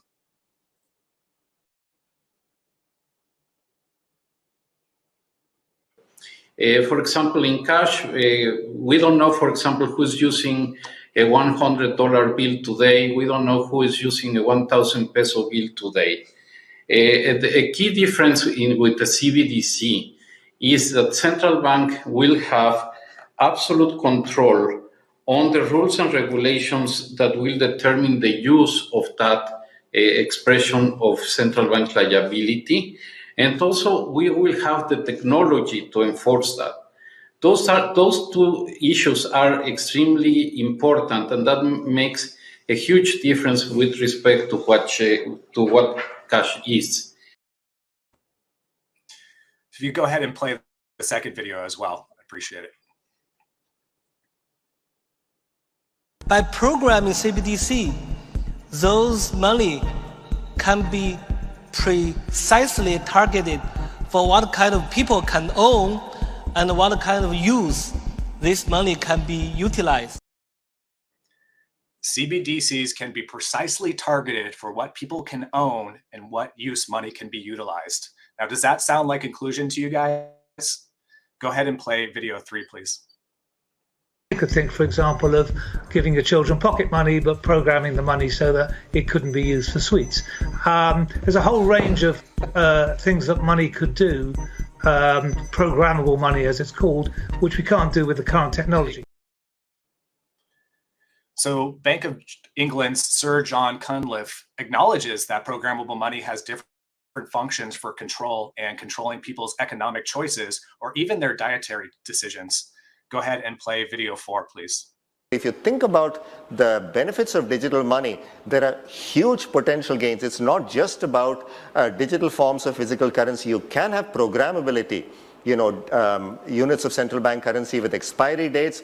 You could have, as I argue in my book, a potentially better and some people might see it, or a darker world where the government decides that units of central bank money can be used to purchase some things, but not other things that it deems less desirable, like say ammunition or drugs or pornography or something of the sort.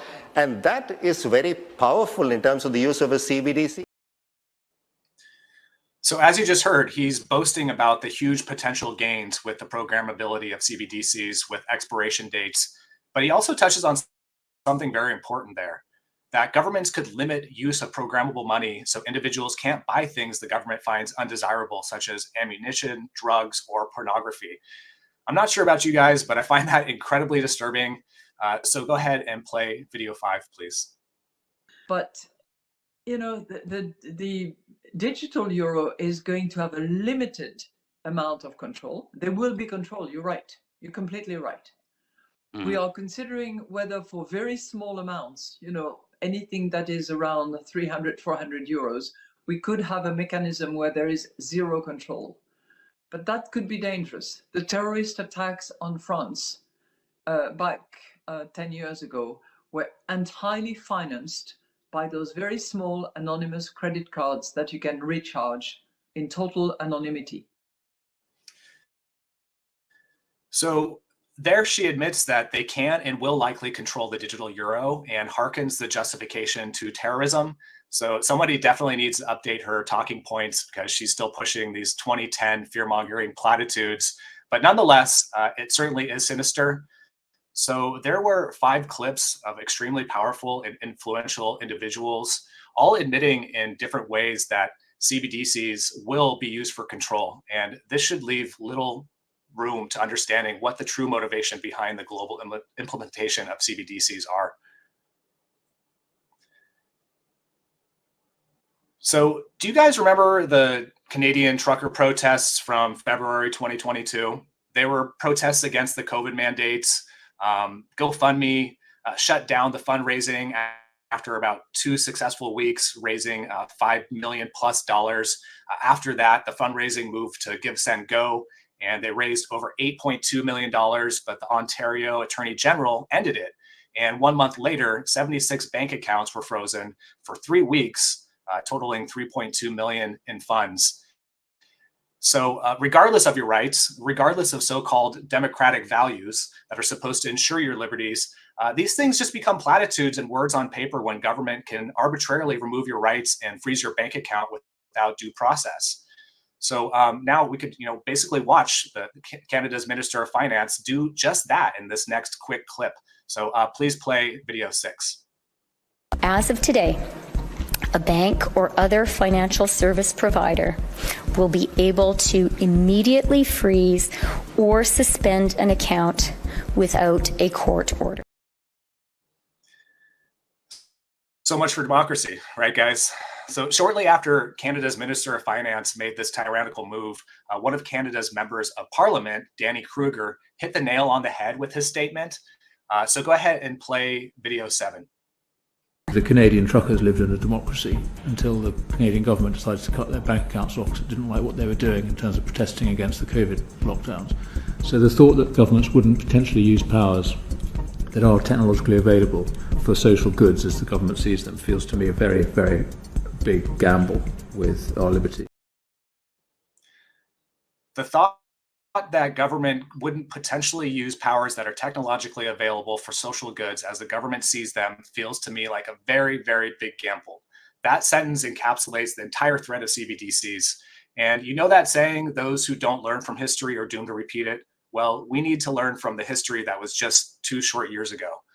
So let's go ahead and get into the specific threats of CBDCs and why they're so concerning. I think we jumped ahead here. Here we go. So I know since the early 2010s, it feels like governments have been on a full-out assault on our privacy, especially our online privacy. But I want to assure you guys, with CBDCs, it actually can get much worse. So let's talk about the surveillance and privacy concerns. So CBDCs basically have the capability to track our financial transactions. They enable central banks to monitor and track every transaction in real time. It's centralized control, right? So the centralized control raises the risk of misuse or abuse of surveillance capabilities. Of course, there's a lack of anonymity. Unlike physical cash, CBDC transactions will lack that same level of anonymity. Data security and hacking. A centralized database could create new incentives for hackers to expose sensitive financial information, leading to identity theft and other financial crimes. And of course, social credit systems. CBDCs could be used to implement a social credit system, which could result in a loss of financial assets and access to those with low social credit scores. And obviously, the social credit scores are the most concerning thing on this list, and I will get into that in a bit here. But a quick anecdotal story, this meme on the right that you guys could see, I made that in late 2022, and when I posted it, it started to do really well. It went viral. But shortly after, the so-called fact checkers hit it with a missing context label and were claiming that the information could mislead people. So that's when I had a pretty good idea that there was a clear agenda to protect and promote the ideas of CBDCs. And it was partially the inspiration I had for writing my book. So let's talk about programmable money. So one of the most threatening aspects of CBDCs, in my opinion, is the programmable element. And you already heard these world leaders and these economic leaders boast about how this aspect could provide a new level of control for governments. So let's talk about these four concerning facets of programmable money. So programmable spending, programming capabilities of a CBDC could mean that people would be prohibited from buying certain goods or limited in how much they might be able to purchase. So for example, policymakers could try to curb drinking by limiting nightly alcohol purchases or prohibiting purchases for people with alcohol-related offenses. Negative interest rates. I know it sounds crazy. While interest rates are typically thought of in terms of positive rates, CBDC could be programmed to allow policymakers to set negative rates. In effect, a negative interest rate would result in people losing money. And proponents, argue that this strategy could actually be implemented to spur spending. Expiring money, this is also quite ominous, a strategy which could also be used to spur spending. The digital dollars could expire before a certain date or event, which would discourage saving, especially if a periodic fee is involved, if it wasn't used in time. And of course, what we were just talking about with the Canadian bankers, governments have long recognized that freezing somebody's financial resources is one of the most effective ways to lock them out of society. So a lot to be concerned about here. And anyone who has learned anything about economics knows that savings are an absolutely crucial part of a prosperous society. So if they remove our ability to save through expiring money, it could be devastating for the economy, entrepreneurship, and financial freedom. So let's move on here to the vulnerabilities and risks. So there's also a huge inherent risk in centralizing one single authority on all transactions. Now, I think these images here do a good job of illustrating that. So, consider there's a cyber attack on two different types of networks. Okay, so the first one targets the Bitcoin network here on the left. Seeing that it is decentralized, it's a decentralized network, it still remains functional, even if one computer is compromised by a hack. Now, contrast that with an attack on a CBDC network where all the transactions go through one central authority. And if it gets compromised by an attack, the entire network will be disabled. So, part of the progress that has been made with the internet is decentralization, and thousands of people around the world have contributed to open source and other decentralized aspects of the internet. But all this could be turned on its head with CBDCs, and you best believe a centralized CBDC network would surely be targeted by hackers. Now, things are definitely starting to heat up with the interest in payment giants entering the CBDC stablecoin arena.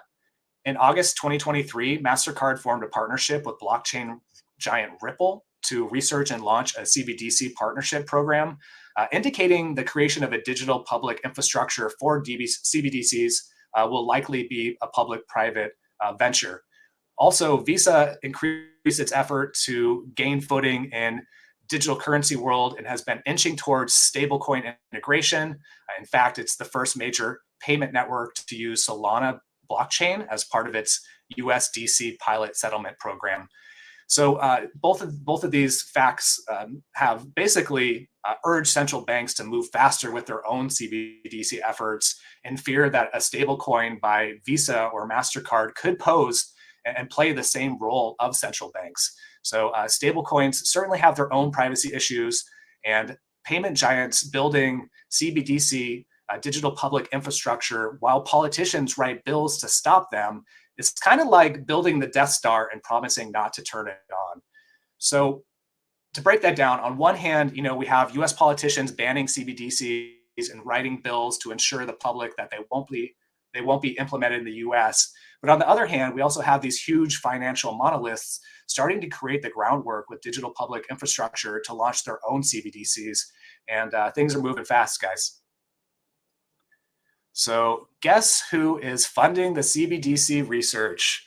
It's everyone's favorite philanthropist billionaire, right?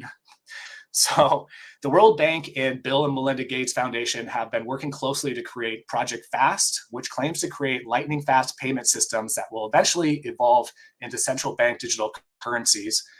When I was researching this, there was very little information that exists online about Project FAST, but one of the key themes that I kept seeing in the documents was the promotion of the benefits of a cashless society. So, definitely a red flag there.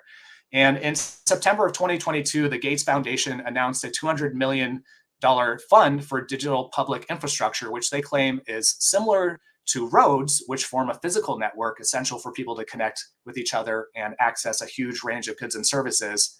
So this is being framed as a philanthropy, but aligns with the Gates Foundation's push for global digital identification systems, which raises concerns because Bill Gates has been funding the development of an open source digital ID system called the Modular Open Source Identity Platform for several years now. And it's all under the facade of economic inclusion for developing countries and or poor and impoverished nations. Now, of course, no presentation about CBDCs would be complete without acknowledging the role of the UN and the World Economic Forum. So the UN claims CBDCs are aligned with Agenda 2030 and their 17 Sustainable Development Goals, which promotes financial inclusion for developing countries. However, the UN has repeatedly tried to curb private cryptocurrencies in developing countries and have expressed interest in controlling crypto to, quote, make the internet safer. Now, the World Economic Forum has also launched the Digital Currency Governance Consortium, which is a network of stakeholders from public and private sectors, academia, and civil society to collaborate on the design and governance of CBDCs and other digital currencies. So, we'll probably never really know their full role or influence. However, it's essential to understand how these globalists mask their monopolistic intentions in altruistic and feel-good jargon, or they claim it's innovation, or it's for a global payment standard, etc. So these guys are basically placing themselves as experts on the front lines of these digital currency exploration, and will likely become the gatekeepers with monopolistic goals. And I'm sure a lot more can be said about these two organizations, but in many ways, it's really difficult to quantify exactly how big their role is pushing the CBDC agenda, but I'm sure it's quite significant. Now, I should probably also mention last year, the G20, a group that has considerable overlap with the World Economic Forum, met up and came to a consensus to begin moving towards CBDCs if they hadn't already. During this meeting, the group said that discussions were underway to build a global framework to regulate crypto assets, since they believe cryptocurrencies cannot be regulated efficiently without total international cooperation. So here's another theme that I wanted to highlight during this presentation. While all these globalist organizations claim that they want to create CBDCs for inclusion of developing nations, they almost always condemn and reject cryptocurrencies, which have many of the same capabilities of CBDCs, but of course are decentralized. And I don't think that's an accident. So I want to talk about ESG as well, because I think this is all part of the equation for the new model of social control through digital IDs and CBDCs. I should probably mention that because of all the pushback against ESGs, the media has been, there we go. The media has reported that several of these large corporations have begun phasing out publicly speaking about ESGs. Even BlackRock CEO Larry Fink in June of 2023 said it's become too politicized, so we stopped using the term. But ESGs basically stand for environmental, social, and governance, which is a new criteria corporations are rolling out to incentivize private companies to advance and promote social justice, climate advocacy, gender equality, and opportunities for minorities in this trickle-down process to usher in social control without government intervention. So this is just another form of corporate capture and the revolving door. And as I mentioned, the world's largest asset manager, BlackRock, has implemented the use of ESG. So just briefly here, digital IDs, I want to talk about those as well. They basically set a dangerous precedent for tracking people and could expose personal data to security threats. More importantly, they can be paired with social credit scores, creating a digital control grid where our every move will be judged, scored, and inescapably connected to our identity.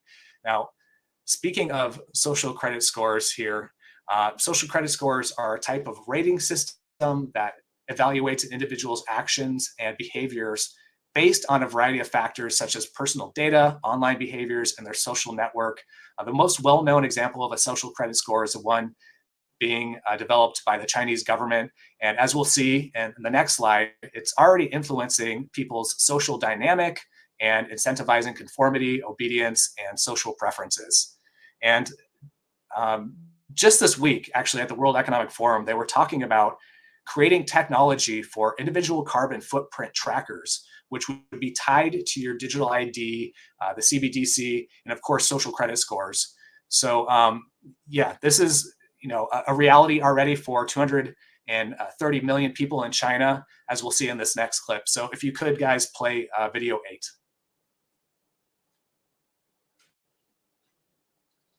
先充电后付款服务，大家一起来看看怎么样操作吧。在好充所有的站点都可以看到这个先充后付的这个小标示哦。首先我们先拔枪吧，然后打开微信扫。So the music kills me, right? It's so pleasant yet so creepy. Now, according to journalist Ben Swan, he tweeted, "Now China's digital wallet app WeChat only allows people with a social credit score of 550 or higher to recharge their electric cars." I don't know about you guys, but this sounds like a dystopian nightmare that would certainly make George Orwell roll over in his grave. Next, I wanted to show you guys a clip from the popular Netflix TV show Black Mirror to highlight how social credit scores could also affect our everyday lives if they're implemented. Now, of course, I understand that this is dramatized for TV, but it's also not too far from reality. So go ahead and play video 9.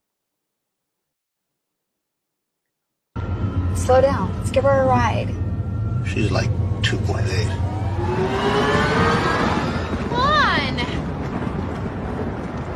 I didn't even do anything! Look like you need a ride. Actually, I'm okay. Don't look it. Come on, I don't bite.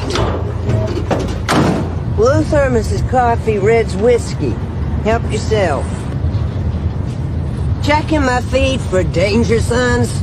1.4 gotta be an antisocial maniac, right? You seem... normal?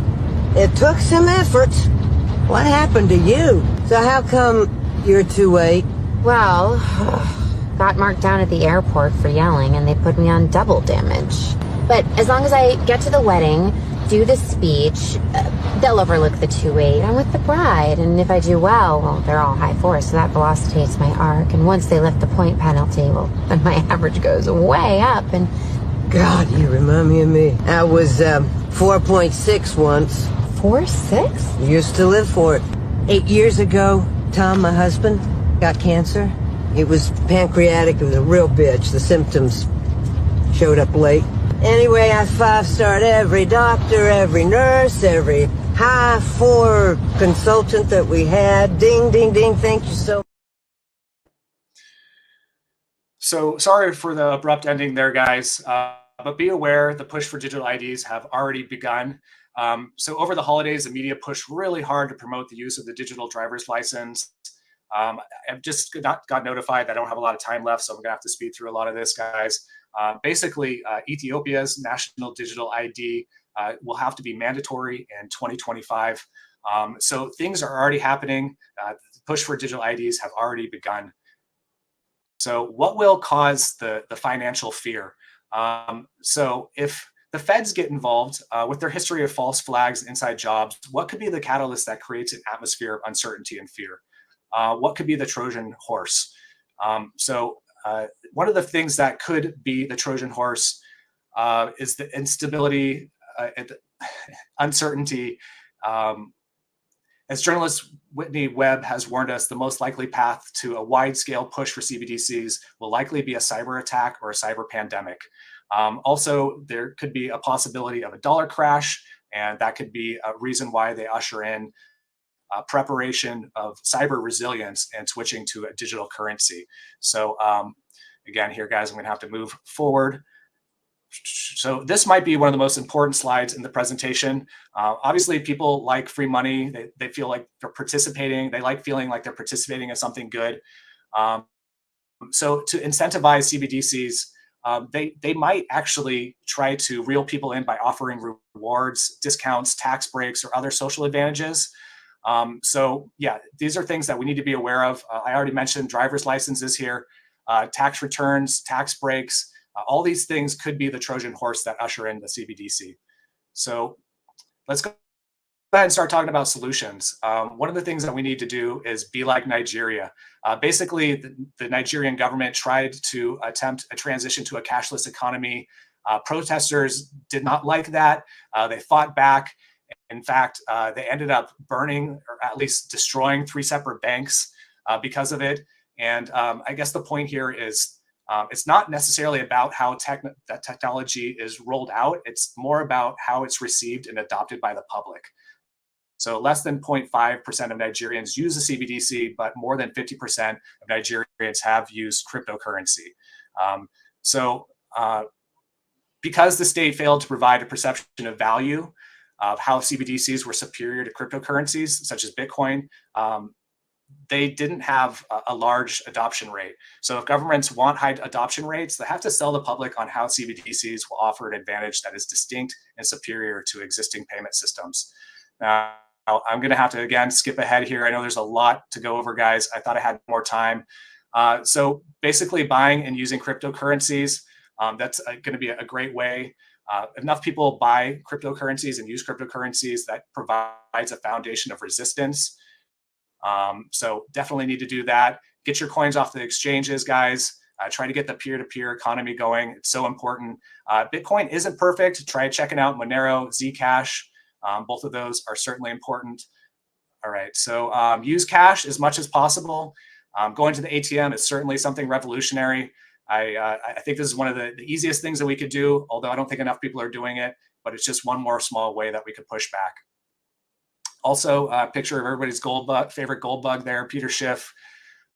Buy and save gold, guys. This is another way that we can protect ourselves from the CBDC. Anything that we can do to deter or detract from the centralized authority of transactions will continue to slow the gears of the machine. So we definitely need to do that. And then, of course, there's the political solution. I know it's certainly not my idea of a solution, but I'm sure somebody out there is kind of wondering what can be done politically. Well, there's quite a few things here. You could set clear and transparent objectives, establish a robust legal and regulatory framework for CBDCs. There's a lot that they could do, but I still don't think it's going to be perfect, right? It could potentially make CBDCs less malicious and more transparent, but I don't think it's going to stop them necessarily. So let's go ahead and recap the CBDC threats, the privacy security issues, programmable money, public-private partnership, the UN Agenda 2030, WEF, G20, these are global hegemonic hegemonic institutions. They're trying to monopolize digital currencies. And then, of course, the digital ID, social credit scores. These are serious. These are serious concerns here. So let's go ahead and do a recap of solutions. Be like Nigeria, guys. We gotta reject any financial incentives, discounts, tax breaks. We need to buy and use cryptocurrencies and use cash as frequently as possible. Also, buy gold and precious metals. And of course, there's the political deterrence, everyone's least favorite option. So, yeah, I'll just. Oh, am I done? Okay, so the conclusion here. Thank you so much, brother. We really appreciate you and the knowledge you shared. Make some noise, everybody. Let Jason feel the love all the way in California. Thanks, guys. Thank you so much, brother. We'll talk with you soon. All right. How's everybody feeling? Good to go? Cool. All right. We got one more event for you before the end of today. Can y'all believe it's already the end of day 4? There's one more day left. Isn't that the saddest thing you've heard this week? I know it is for me. And we've got some big things we're going to share tomorrow, so I hope everybody will come back tomorrow, of course, and be with us the whole day, because we've got a full day. And at the end of the day, here in this room, myself, Hakeem, Miriam, Rebecca, and John will be making a special announcement about the evolution of the Greater Reset going forward, what things are going to look like in 2025 and beyond. And then we're going to have another concert to close things out here tomorrow night. Before we get into our final panel here, just want to make a couple of notes here. We have one of our vendors out front, for those who want to go check it out, is also one of our presenters tomorrow, Danny Panzella and his partner, Vanessa.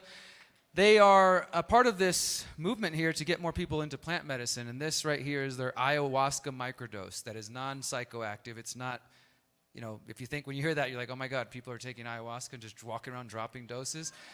That's what I thought. I was like, I don't know, man. I'm not sure I can get down with that. But this is actually the ayahuasca vine. For those who understand plant medicine ayahuasca, there's more than one ingredient, and this is the vine, not, so there's no psychoactive here, but there are positive benefits of it. So they're very much believers in the power of ayahuasca, and if you want to learn more about that, go see them out in the front table there. Also want to mention that we have a solar workshop at 6 p.m., and you can meet Melanie, who spoke yesterday, out front. She's got a red sign next to the registration table. At 5:30, they're going to walk over to that solar workshop at 6 p.m. All right, and we're going to hear from Hakeem. Hey, what's up, everyone? We got another message from one of our other amazing sponsors, Solo Amigos, which has an awesome hostel in Ixtapa. Has anyone ever been to Ixtapa? Man, the waves out there, they can throw you around. It's such a beautiful time. So here's their message. They're having availability at their hostel, and they have private suites at Ixtapa Palace for 300 pesos a night, and shared, yes, at Solo Amigos, and shared beds in the dormitory at 150 pesos a night. So if you want to book that, go to email solosamigos@gmail.com. soloamigoshostel@gmail.com. All right, give it up for that. All right, well, then with that, I want to invite my panelists to come up. Hakeem, take your seat. You're going to be joining us here. And pass the mic down. Make some noise for Kenny Palantano, Sterling Lujan, and John Bush, and Hakeem Anwar. I'll give you this, Kenny. We're going to be doing a panel here. This is titled, Is Digital Technology Neutral? A Nuanced Look at Blockchain, Crypto, AI, and Digital IDs. So these are all different topics that you might have heard touched on here and there a little bit today. And each of these gentlemen here have knowledge in each of these different areas. And also we have a mix of opinions, so this should be a lively discussion. And I want to go ahead, and start. I'll give you one prompt that maybe is a good place to start and see where we go. So last year I was at another event, and there was a panel discussing AI, artificial intelligence, and as everybody has seen in the last year and a half, AI is causing disruptions in various industries, and I mean that in terms of just changing industries. And one of those areas is the world of art. And so there was this debate that I was witnessing between those in the art world who think that they're all for let's use AI to make art, and others who are like, no, we want to be kind of old school, and just kind of that balance. So we don't need to focus on art, but just taking that to a broader perspective. What are your thoughts on applying AI to, like say journalism, art, our world? I know some people on the stage are already using AI to maybe write copy for their website and things like that. Do you think this is a tool we should embrace? We've also got, just to kind of add to that, you've got Elon Musk and Twitter recently launching their Grok AI. You got Microsoft. So there's so many variations here, right? We're not just talking about one single AI entity. And I just want to start there and hear your thoughts on that. Is it good, bad, pros, cons? Do you think we should use it, stay away from it? We'll start with you, Kenny. Turn that on. All right. Well, I would say, yeah, it's good and it's bad and it's neutral, and it's a tool. It's a new tool. It's a new technology.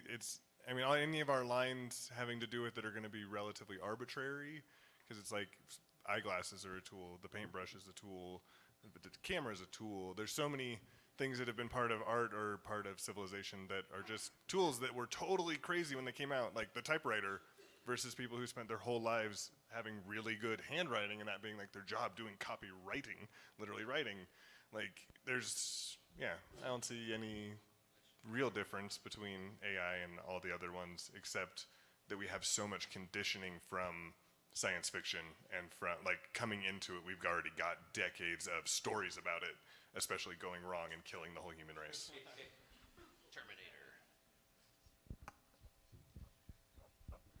Yeah, so I have a tendency to agree mostly with Kenny. I work in the cryptocurrency and blockchain ecosystem in the communications field, and it's already clear to me that a lot of different people in the field are using artificial intelligence to varying degrees. For instance, I use Grammarly pretty regularly. It's not what I would call, it's not the most sophisticated AI that you can get right now, but it is a form of AI. And I just think that people are going to continue to use different artificial intelligence supplements to their work, and likely they're going to continue using them, and they're not even going to realize that they're using them. This was something I was mentioning to these guys earlier. A lot of times we're using different types of technologies, and those technologies have some form of artificial intelligence built into it. So Spotify is an example of that. Anybody who uses Spotify is using an artificial intelligence as a de facto result of messing with that technology. So from that perspective, I definitely think that it is going to be and continue to be a ubiquitous technology. I do think by the same token, though, in terms of raw art or raw writing, the technology is not up to snuff whenever it's used currently, especially in writing. You can tell when somebody has used artificial intelligence to write their piece for them. So I do have some criticisms of, you can't just, right now, at least the way things are, you can't come in and write a piece of copy, especially if it's of a more philosophical bent, and hope that it's good or it turns out good. You can just tell that it was artificially intelligent generated. And from that perspective, if you're going to use it, at least be honest and say that you're going to use it. I feel like I've had experiences where people have claimed that something belongs to them, right, or they wrote it, but it was actually the result of AI. So that's kind of an issue that's emerging, and the thoughts on that are going to differ, but I don't think that is a good thing. At least be honest with the work that you're producing. If it's AI, say, hey, this was an AI helped me to create this. It wasn't just me.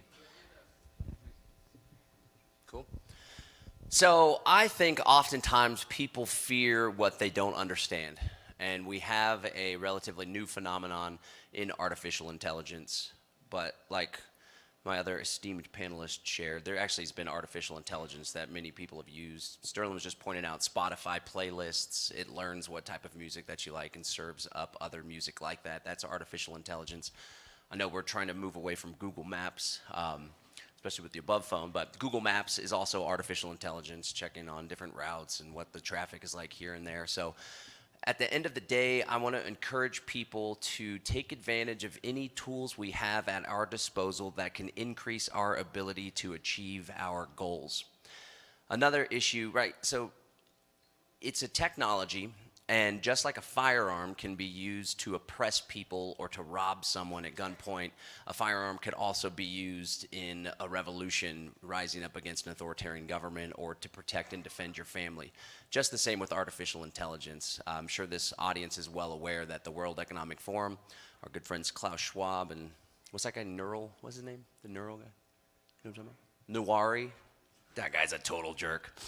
But, he's thinking on a next level, like, right? David knows what I'm talking about. These guys are most definitely wanting to leverage artificial intelligence for very ill purposes. And they're going for this total information awareness, panopticon society, mixing in the social credit scores, CBDC, internet search traffic, what it is that we communicate, and that is most definitely being ran through artificial intelligence algorithms. And this is likely already happening, but it will accelerate to happen when people advance to a higher level of scrutiny because of the communication that they say, or perhaps we could anticipate by something that a child is saying in public school, they're displaying tendencies to be revolutionary in the future, right?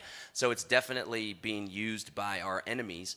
But one thing that I would like to point out is, why should we cede a technology to our enemies and not use it ourselves, right? Because I've found in the work that I do with Live Free Academy, I almost always have ChatGPT open in a window on my browser. And if there's information that I need to find, it most definitely returns searches more effectively than online. For example, the most recent time I used it was to do a report, the recession resistance report, to help my audience be equipped with tools and strategies they can leverage financially, anticipating some economic downturns in the future. If it weren't for the support of AI, I may not even have put together the report, because it would have taken longer for me to go through and do all the research. And one thing I want to point out as well, kind of echoing what Sterling was saying, it's not just all artificial intelligence, it's a human interaction with the large language model, that's what ChatGPT is, that makes it useful. So if somebody's just being lazy and they want to just put out some journalism, then you can kind of tell it's kind of shoddy. But if you have the creative ability to leverage a technology, just like a photographer can leverage the aperture, then I think it can actually enhance our ability to create things. People think that it's taking away our creativity, when in all reality, it's giving us the ability to create even more. So I'm a big fan of artificial intelligence. Let us all just be conscious and aware that there are large language models like ChatGPT that's woke. And if there's a young generation that doesn't have the consciousness yet to know that perhaps they're feeding us a pack of lies in some instances, that could be a problem. But I want to encourage everybody to have the scrutiny to be aware that not everything that comes out is truth. Let us not discontinue the pursuit of truth in the old school analog ways. But to sum up, I think that we should be leveraging all the tools at our disposal in the pursuit of peace and freedom. Great answers across the board. So the way artificial intelligence or machine learning or predictive analytics works is it's training upon a body of data. And they've been doing this since the 80s. They've been able to detect whether a woman was pregnant based off of her purchases at Target. And they were able to do that before that woman's father even knew, all the way back then. So it's always been very powerful. And as John said, now the new thing that everyone is paying attention to are these large language models. And I agree with the rest of the speakers that we should be utilizing them to our greatest advantage. So let's get specific. What's an actual safe way to be able to use these? Well, offline machine learning models or large language models would be my highest priority, because if you've ever used ChatGPT, it doesn't know shit about natural health. It's like, huh? Starts making up shit, and you're like, dude, this is not safe. And so we really need to take that back into our own hands. And there's some really cool projects that are already doing that. I know Mike Adams, he's working on a chatbot specifically for natural health. That's always been one of my intentions too. I have 200 gigabytes worth of books from the 1700s to the 1900s, just some survival, anything from archery to canning to horseback riding. So one of my dreams is to actually put this data and put it in a special database, a graph database, and actually have the chatbot able to answer questions from it. And I think that could be a really useful way for us to preserve this ancestral information that you could only get from books. And so I think that's the way we should be using it. I also think we should watch out for something called feebleness, which is the ability of you just getting dumb when you rely on AI for something, much like we've done with Google Maps and relying on navigation. Nobody knows where they're going anymore without it, and that really bothers me. And so I prefer to drive around in circles and eventually figure it out, right? But it's the process, and it's a battle, and you know, we're all on the right side of it. So the last thing to sum up, if you can find large language models that are offline and not feeding ChatGPT, because they're definitely paying attention to what you put into that and tuning it, it's never gonna give us the truth that we're looking for, although it can spin up a lot of bullshit and legal arguments, and it can help people program. There's a lot of valid uses for it, but maybe not so much in alignment with what we're trying to do. Awesome, thank you. One quick question to add to that, and we're going to move on to another technology. Since Sterling mentioned it, and then John, you mentioned using AI, is your audience aware that you use AI before this moment? Like, is there any kind of disclaimer in your emails, this was written by ChatGPT? Or do you feel like that's necessary? The emails aren't written by ChatGPT. I know that we send a lot of them, but they're not written by ChatGPT. No, and in full disclosure, I was publishing social media content on our shared channels, Freedom Cells and the Greater Reset. It was like, what are Freedom Cells? And here's 3 tips to use it. And like I said before, it was a period where I was so busy, I wouldn't have put out that extra content were it not for the leg up that I got from having it be speedy. And it wasn't like an intention to deceive anyone. It was just like, because I go through and edit it and make it more exactly what I'm trying to convey, leveraging the AI tool. But my compadres were like, hey man, you should probably let people know that that's happening. I don't know if we feel comfortable with it. And that was a big eye opener for me, right? So I'm just going at 10x speed and trying to produce things and make things happen. And that's one of the cool things about, even though it's challenging sometimes to be working in a partnership, you have your partners there to kind of be like, hey, I think it would probably be more just or more true, more in alignment, more in integrity if we were to make the audience aware, right? So I'm totally with that. I do openly speak about AI, and I know that there's people that are like hesitant or resistant to it, but I do think ultimately open discourse and communication and full disclosure is optimal for communities and for building trust. Perfect. We're going to play a quick video, and we're going to continue on. This was actually from this week's World Economic Forum meeting. Why? Because in order to open an account, you need to have an ID. Right. And I have to say that when I started this job, there were actually very little countries in Africa or Latin America that had one ubiquitous type of ID. And certainly that it was digital. And certainly that it was biometric. And we've really worked with all our partners to actually help that being, to grow this. And so that video there was just kind of a summation of what we already know about digital IDs, the dangers of them. And I want to kind of pose a similar question of what we just did to AI, but in terms of like digital identity. So obviously we know the governments of the world are working on digital identity programs, and we all know social credit scores, everything we discussed, how those can be used as tools for tyranny. And at the same time, there are people out there who believe that some form of digital identity could be useful even within a community, say like an intentional freedom community. Maybe there's some application for that. So similar question, do you think there's any place in our world for sovereign, kind of autonomous digital identities? Is there a place where that could be useful, or should we just, again, stay as far away from those as possible? Well, this is another realm where I think there's a lot of very current media talk and like public talk about this sort of thing that doesn't take into account how common it already is as well. So if you look at like eBay or Uber or anything like that where they have a reputation score based on how you've interacted with people on the platform, that's their own little microcosm of a digital ID. So I think we definitely need that stuff. Like Local Monero runs on that. Like anything where you need to be able to trust the person on the other side in any way, we need a reputation system to be able to track who can be trusted and who can't, who can be trusted and who can't. That should be, at as local level as possible, as transparent and, informed consent as possible. Obviously not, giant walls of text where you don't realize that you just gave away all your information forever. But I think we definitely need it.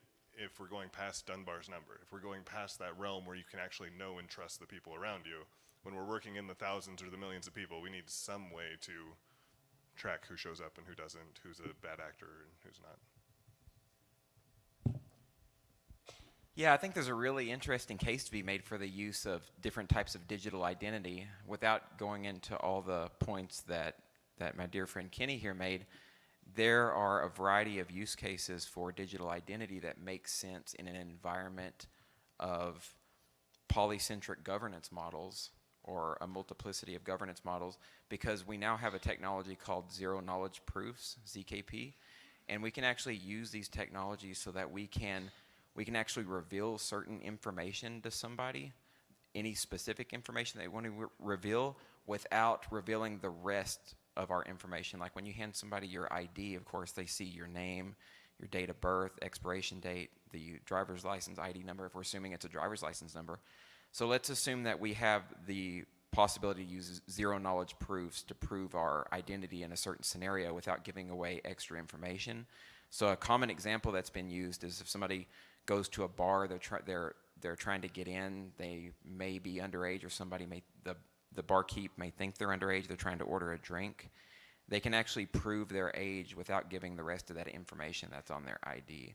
So there are technologies that allow us to leverage identity management without revealing other types of information. And I could see particularly how this tech could be used to damage the nation state system of just having to reveal all your information all of the time, right? Because we can use the technology for our benefit, for our purposes, for the type of society that we're building. It doesn't have to be nation state Jeremy Bentham panopticon apparatus of control. It can be an ID or identification for us, for the people, for our societies, for our polities.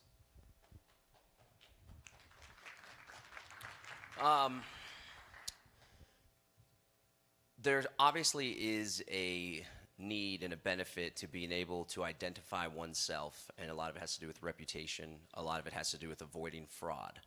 And I think that,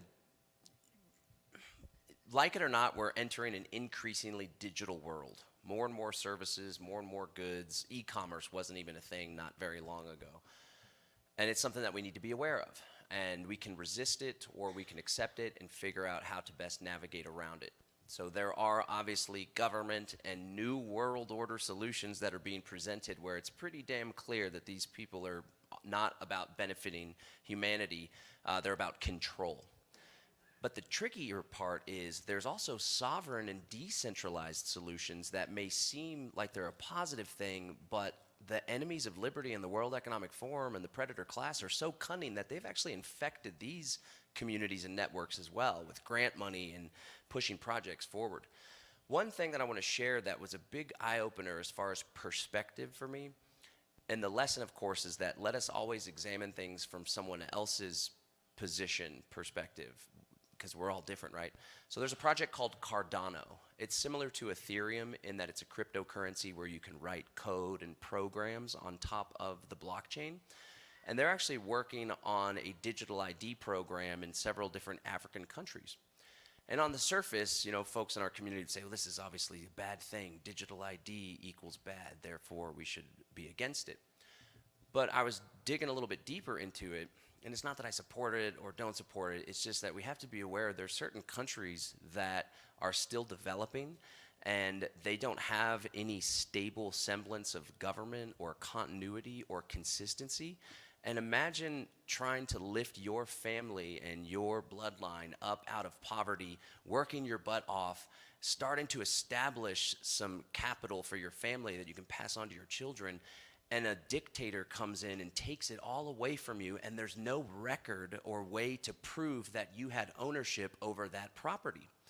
Well, they were making the pitch for digital ID because an individual now can have an identity and a property right in something that would go beyond the dictator of the day. So just something for perspective, right? I don't like the term privilege. I choose to say advantage.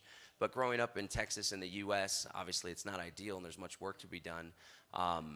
We have had the advantage of record keeping and at least some semblance of a stable and consistent system for property rights. Many people in this world do not have that, and they may welcome digital ID, even though here we are saying this is the new world order. They could say this is my opportunity to lift my family out of poverty. Just some things to think about when it comes to these nuanced technologies. This is a really great question, by the way. Can we give it up for Derek?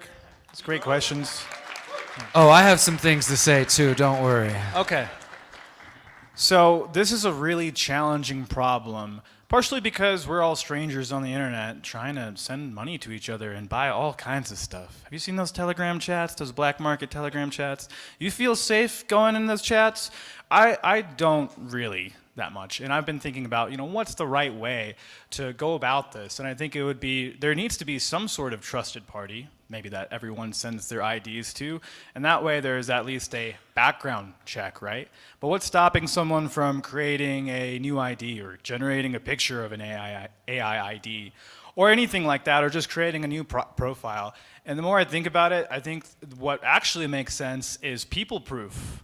And having such strong connections and bonds within our community that we can always hook each other up to one another. And maybe in that sense, it's not like a private key or a public key that you go to, but just because you have trusted people in your network, you can get at their direct contact information. So I think it's always going to be a challenge working over the internet, and I do think there needs to be some sort of ID and reputation system. So that's pretty much it. All right. Yeah, go for it. I think ultimately it comes down to the ideal scenario, and tomorrow's all about community building, right? And we do work with the Exit and Build Land Summit. Ideally, our needs come from the land and the community that we have a face-to-face relationship. A handshake is our digital ID, looking them in the eye. If we can establish an environment where that's where we get just about all of our needs and our wants met, and then we can go venture off online to have some added benefit, but we know at the end of the day, we have that trust and reputation because we live in the same geographic area with those people. We get each other's backs, we grow our own food, we live communally. I think that could help to alleviate some of the concerns that do naturally arise from this whole online world. Awesome. I definitely would second that. I want to just add a couple of thoughts before we go. We'll probably have time for one more question if we get around. So first off, I wanted to throw a little fact check into what John was saying there. Not a fact check, but let's hear about Charles Hoskins from Cardano, who spoke at the World Economic Forum in January 2020. What John was speaking about is true in one sense, but I really worry about it, especially what he was talking about, like how do you get your family, out of poverty without having an ID? It is a real problem. Some people can't get a job or can't do this. And that's what Bill Gates likes to say as well. He says that his focus is how do we help the unbanked of the world become banked? And to do that, we got to get them digital identities. And to me personally, it's selling this idea that we're not real people until we've got a form of ID. Now, of course, if it's some autonomous ID, that would be totally different. But what the World Economic Forum and Bill Gates are talking about is an identity that then ties you into the social credit scores, the CBDCs and everything like that. And Charles Hoskins of Cardano, which I personally don't trust, here's a quote from him at the World Economic Forum about how using Cardano and some of the things that they're working on. He said, we want to be able to follow the money. How do you track that? How do you trace that? How do you make sure the money is actually going into the right hands? He also said that they want to create a self-sovereign identity, which has the right words, right? But he said, and pair that with tracking and traceability and the ability to know that people are spending money correctly. So even within the crypto space, there are people who are not aligned with what we're talking about. And I don't trust Cardano. I'm throwing that out there, Charles Hoskins.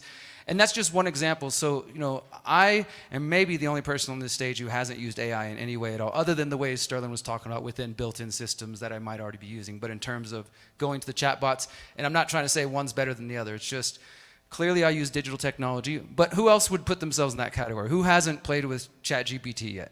Only a few. Okay, more hands than I expected. And that's not to say those who are using it are wrong or anything like that.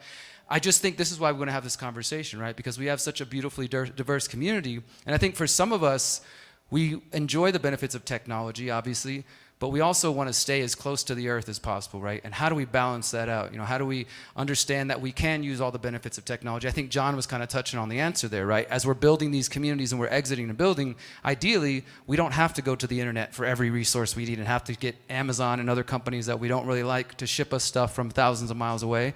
Instead, we have relationships and networks that we build, and we know people by the face-to-face. And then maybe when we go beyond that, there are forms of private identity and things like that could be used. So I think, finding that balance is really why we're here to have this conversation and to bring this all to you. So any comments on that before we go to another question? Good, okay.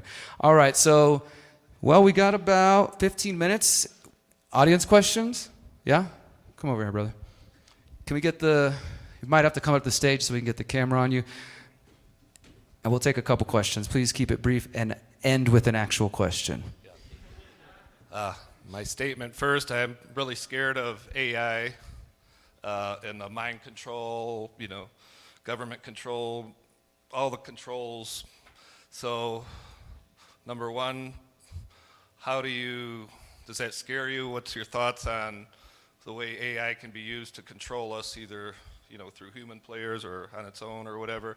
And how can we, as a community, access that, to combat that, to spread our message? So the last thing you said, how do we maybe use AI to combat against them? Is that what your question was? Or? Yeah, to further our own message and to combat the obvious scary control that's probably about to happen and already happening. Thank you.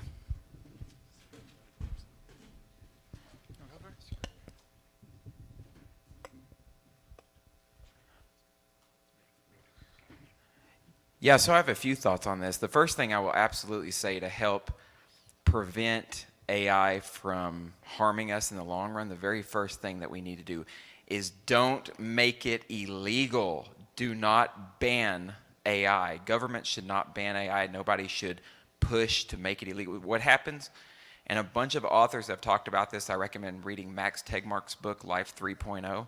And there's a few other researchers who have discussed this, but as soon as you ban artificial intelligence or you have a fear that it's going to take over and start hurting humanity in any way, black hat actors get a hold of that technology and they start developing it for their own malicious ends to harm us directly.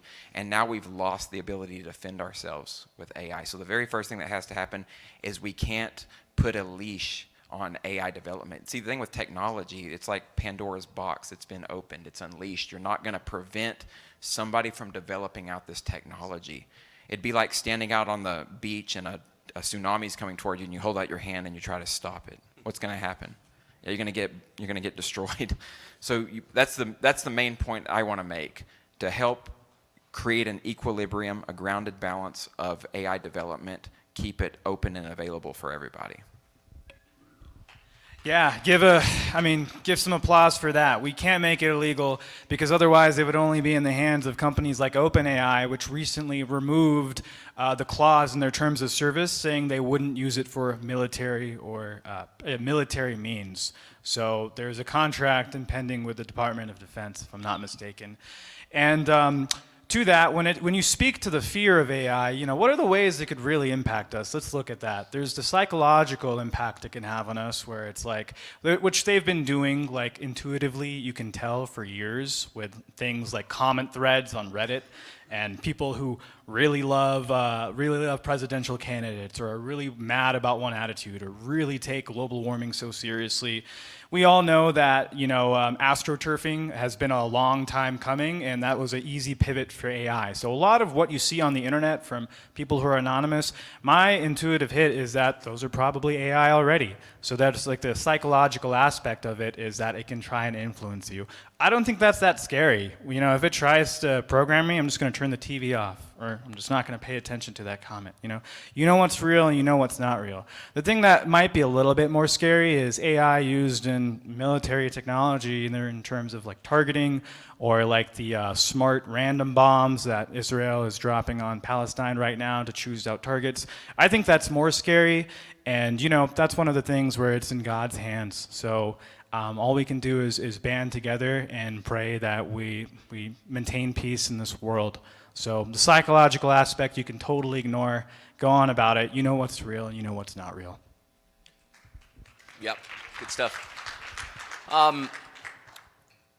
ChatGPT, OpenAI, like I said, I use it as a tool. Be aware that it is controlled, manipulated. It's pretty much some New World Order stuff going on there. I actually did an experiment when Elon's Grok AI, which is incorporated into Twitter, X, formerly known as Twitter.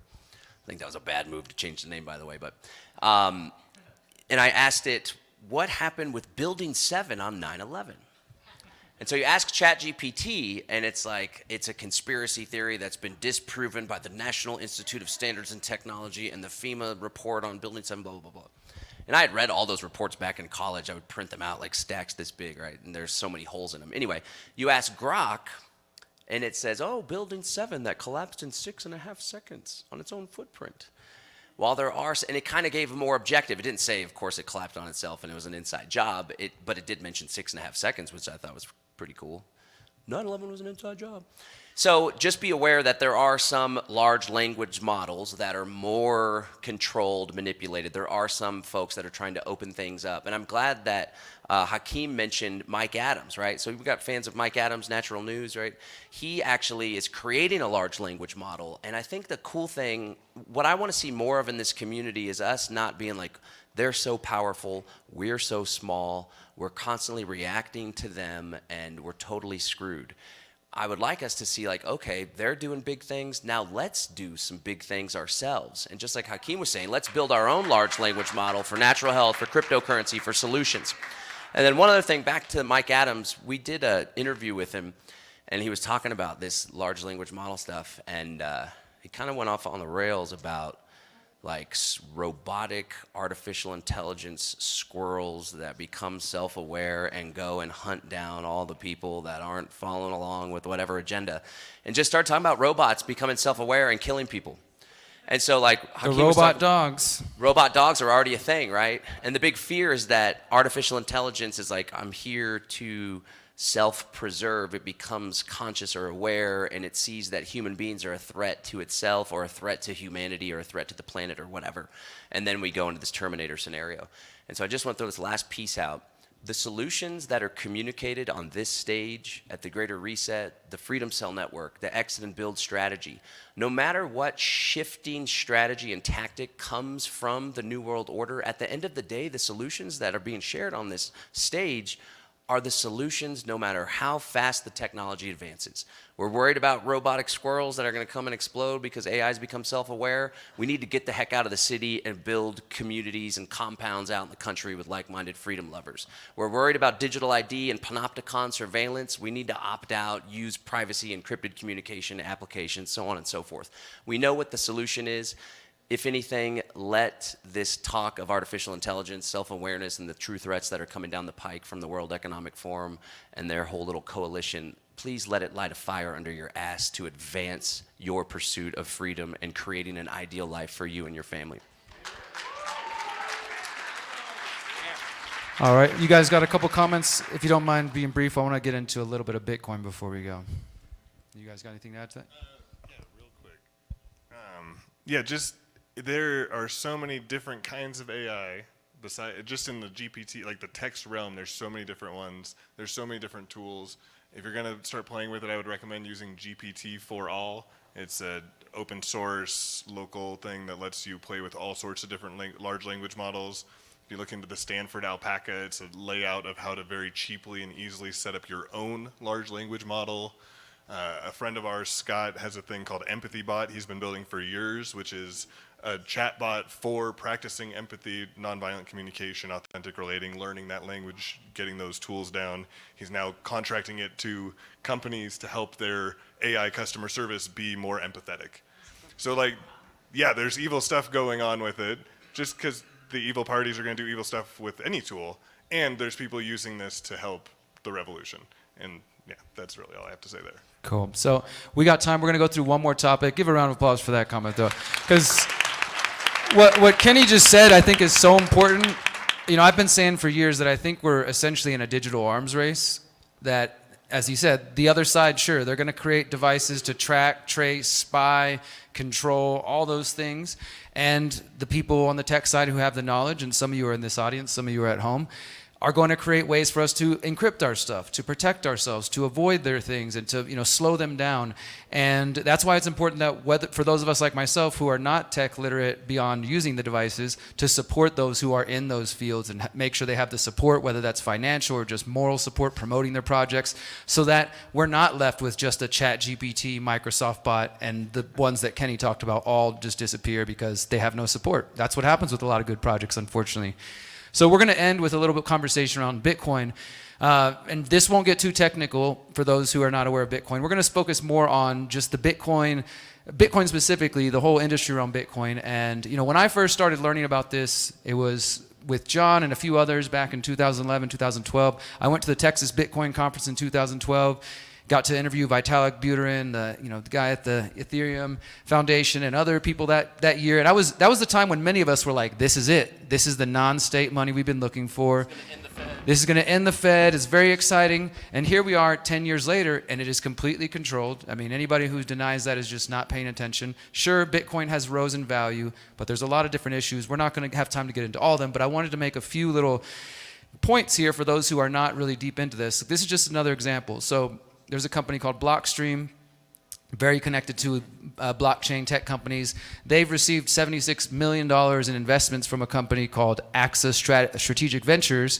The head of AXA, their CEO, was Henry de Castries, who sits on the board of Nestle, HSBC. He was also a steering committee member of the Bilderberg Group from 2010 to 2019. Barry Silbert, founder of the Digital Currency Group, which is involved in a lot of different crypto projects. And they're taking money from all kinds of fun people. They've also been highlighted and supported by the World Economic Forum. We could go on and look at these connections. One other one I'll mention is that there's a lot of people at the MIT Media Labs that played instrumental roles in the beginning of Bitcoin. And there's a man by the name of Jeffrey Epstein who gave a lot of money to that MIT Media Labs. And there's some evidence that Epstein, his money was involved in funding the very early stages of Bitcoin and other projects. So I say all that to say, clearly, we all know there's issues in that space. And for those of us who, like for me, I spent 2017 and 2018 touring the United States, partnered with a Bitcoin company, giving out Bitcoin. Here's $5, this could help you, here's how to use it. Traveling around trying to get businesses to adopt it because we really believed if more people use this, we have an alternative currency. Here we are 5 years later, and I definitely, you hold it, I guess, like digital gold, but I wouldn't really promote Bitcoin as the freedom money anymore. We have Monero, we have other projects, but I just want to hear your thoughts on how the space has changed, because it was always there. In the beginning, there were always people who thought, for cryptocurrency to be legit, we got to get government regulation and all this sort of stuff. There's always been this dichotomy of the sort of anarchist, freedom-minded people and those who want government involvement. And here we are, and the side that wants government regulation is clearly winning, and the people who are connected to some bad players are clearly winning, at least as far as Bitcoin's concerned. So just any thoughts you guys have on that whole situation? Yeah. Okay. Solve it in 90 seconds. All right. Their plan was to have digital currencies long before Bitcoin was a thing, long before the sovereign individual was written, long before any of this stuff. They already knew that this was something they wanted to push for. And so for me, the question has always been more of like, once we get to the point of all digital currency, will we have alternatives / will each individual person themselves know how to use those alternatives? Or will they just be stuck using the CBDC digital ID system? Because there's no question of it coming or not, unless the world gets meteored or something like that. Like, assuming a general same trend of our timeline, that's rolling out for sure. The only question is, do you know how to use Monero? Do you know how to use all the black market side of things? Do you know how to use these alternatives, or are you just getting sucked in?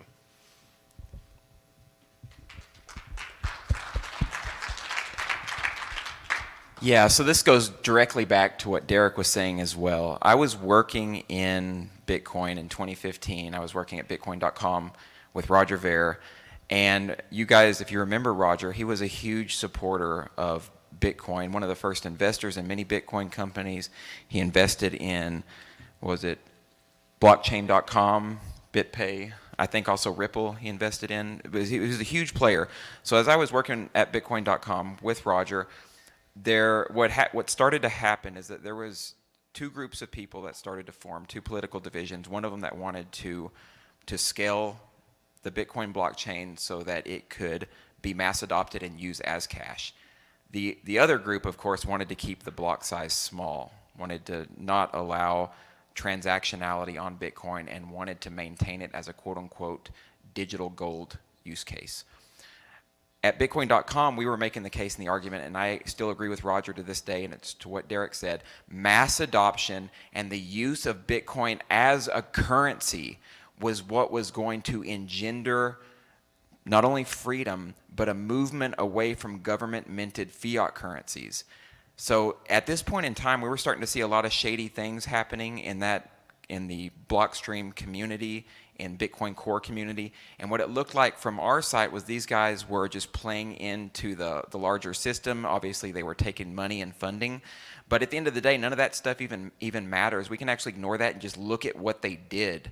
They prevented Bitcoin from scaling. They prevented mass adoption. And they created a scenario now where the fiat currency system gets to continue moving forward.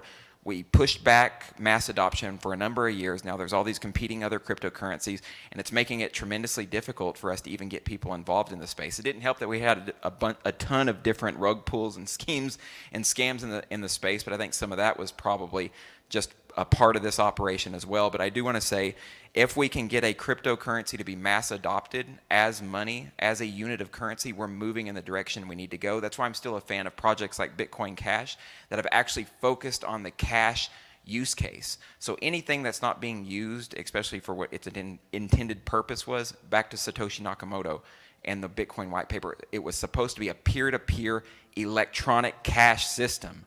That died off, right? And now people, they just imagine that it's supposed to be a digital gold originally. They don't even look back on or care about the white paper.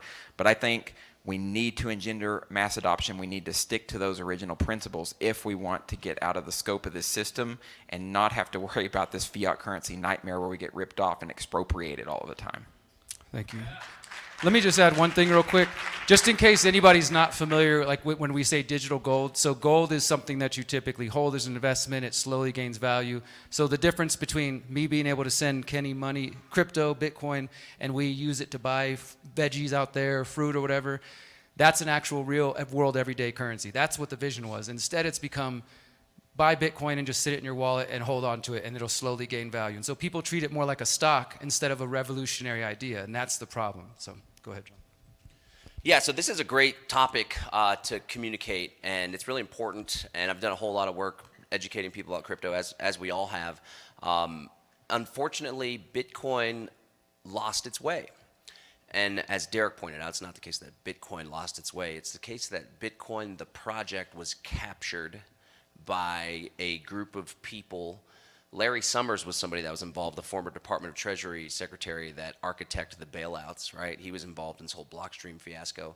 And it's unfortunate because originally Bitcoin was extremely revolutionary, and the people that were involved were a bunch of anarchists and cypherpunks and projects like the Silk Road, Ross Ulbricht, experimenting with how can we actually create a safe way for people to buy illicit goods in an online marketplace with the reputation setting system.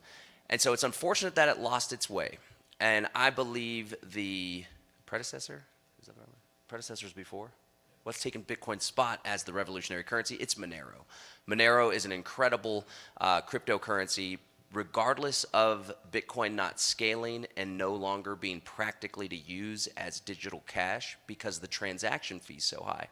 Sometimes the transaction fee is upwards of $2, $10, $20, $30. So back in the day when I would go to a coffee shop and say, you guys should accept Bitcoin for your coffee, it's a really great opportunity, you'll get a lot of business from it, we're trying to grow the ecosystem, it doesn't make sense to buy a $5 coffee, period. I buy $5 coffee all the time. Anyway, sorry. It doesn't make sense to buy $5 coffee and pay a $2 transaction fee. I think Monero is that position. I do want to share, though, it's like, okay, these are all facts that took place, so what do we do about it?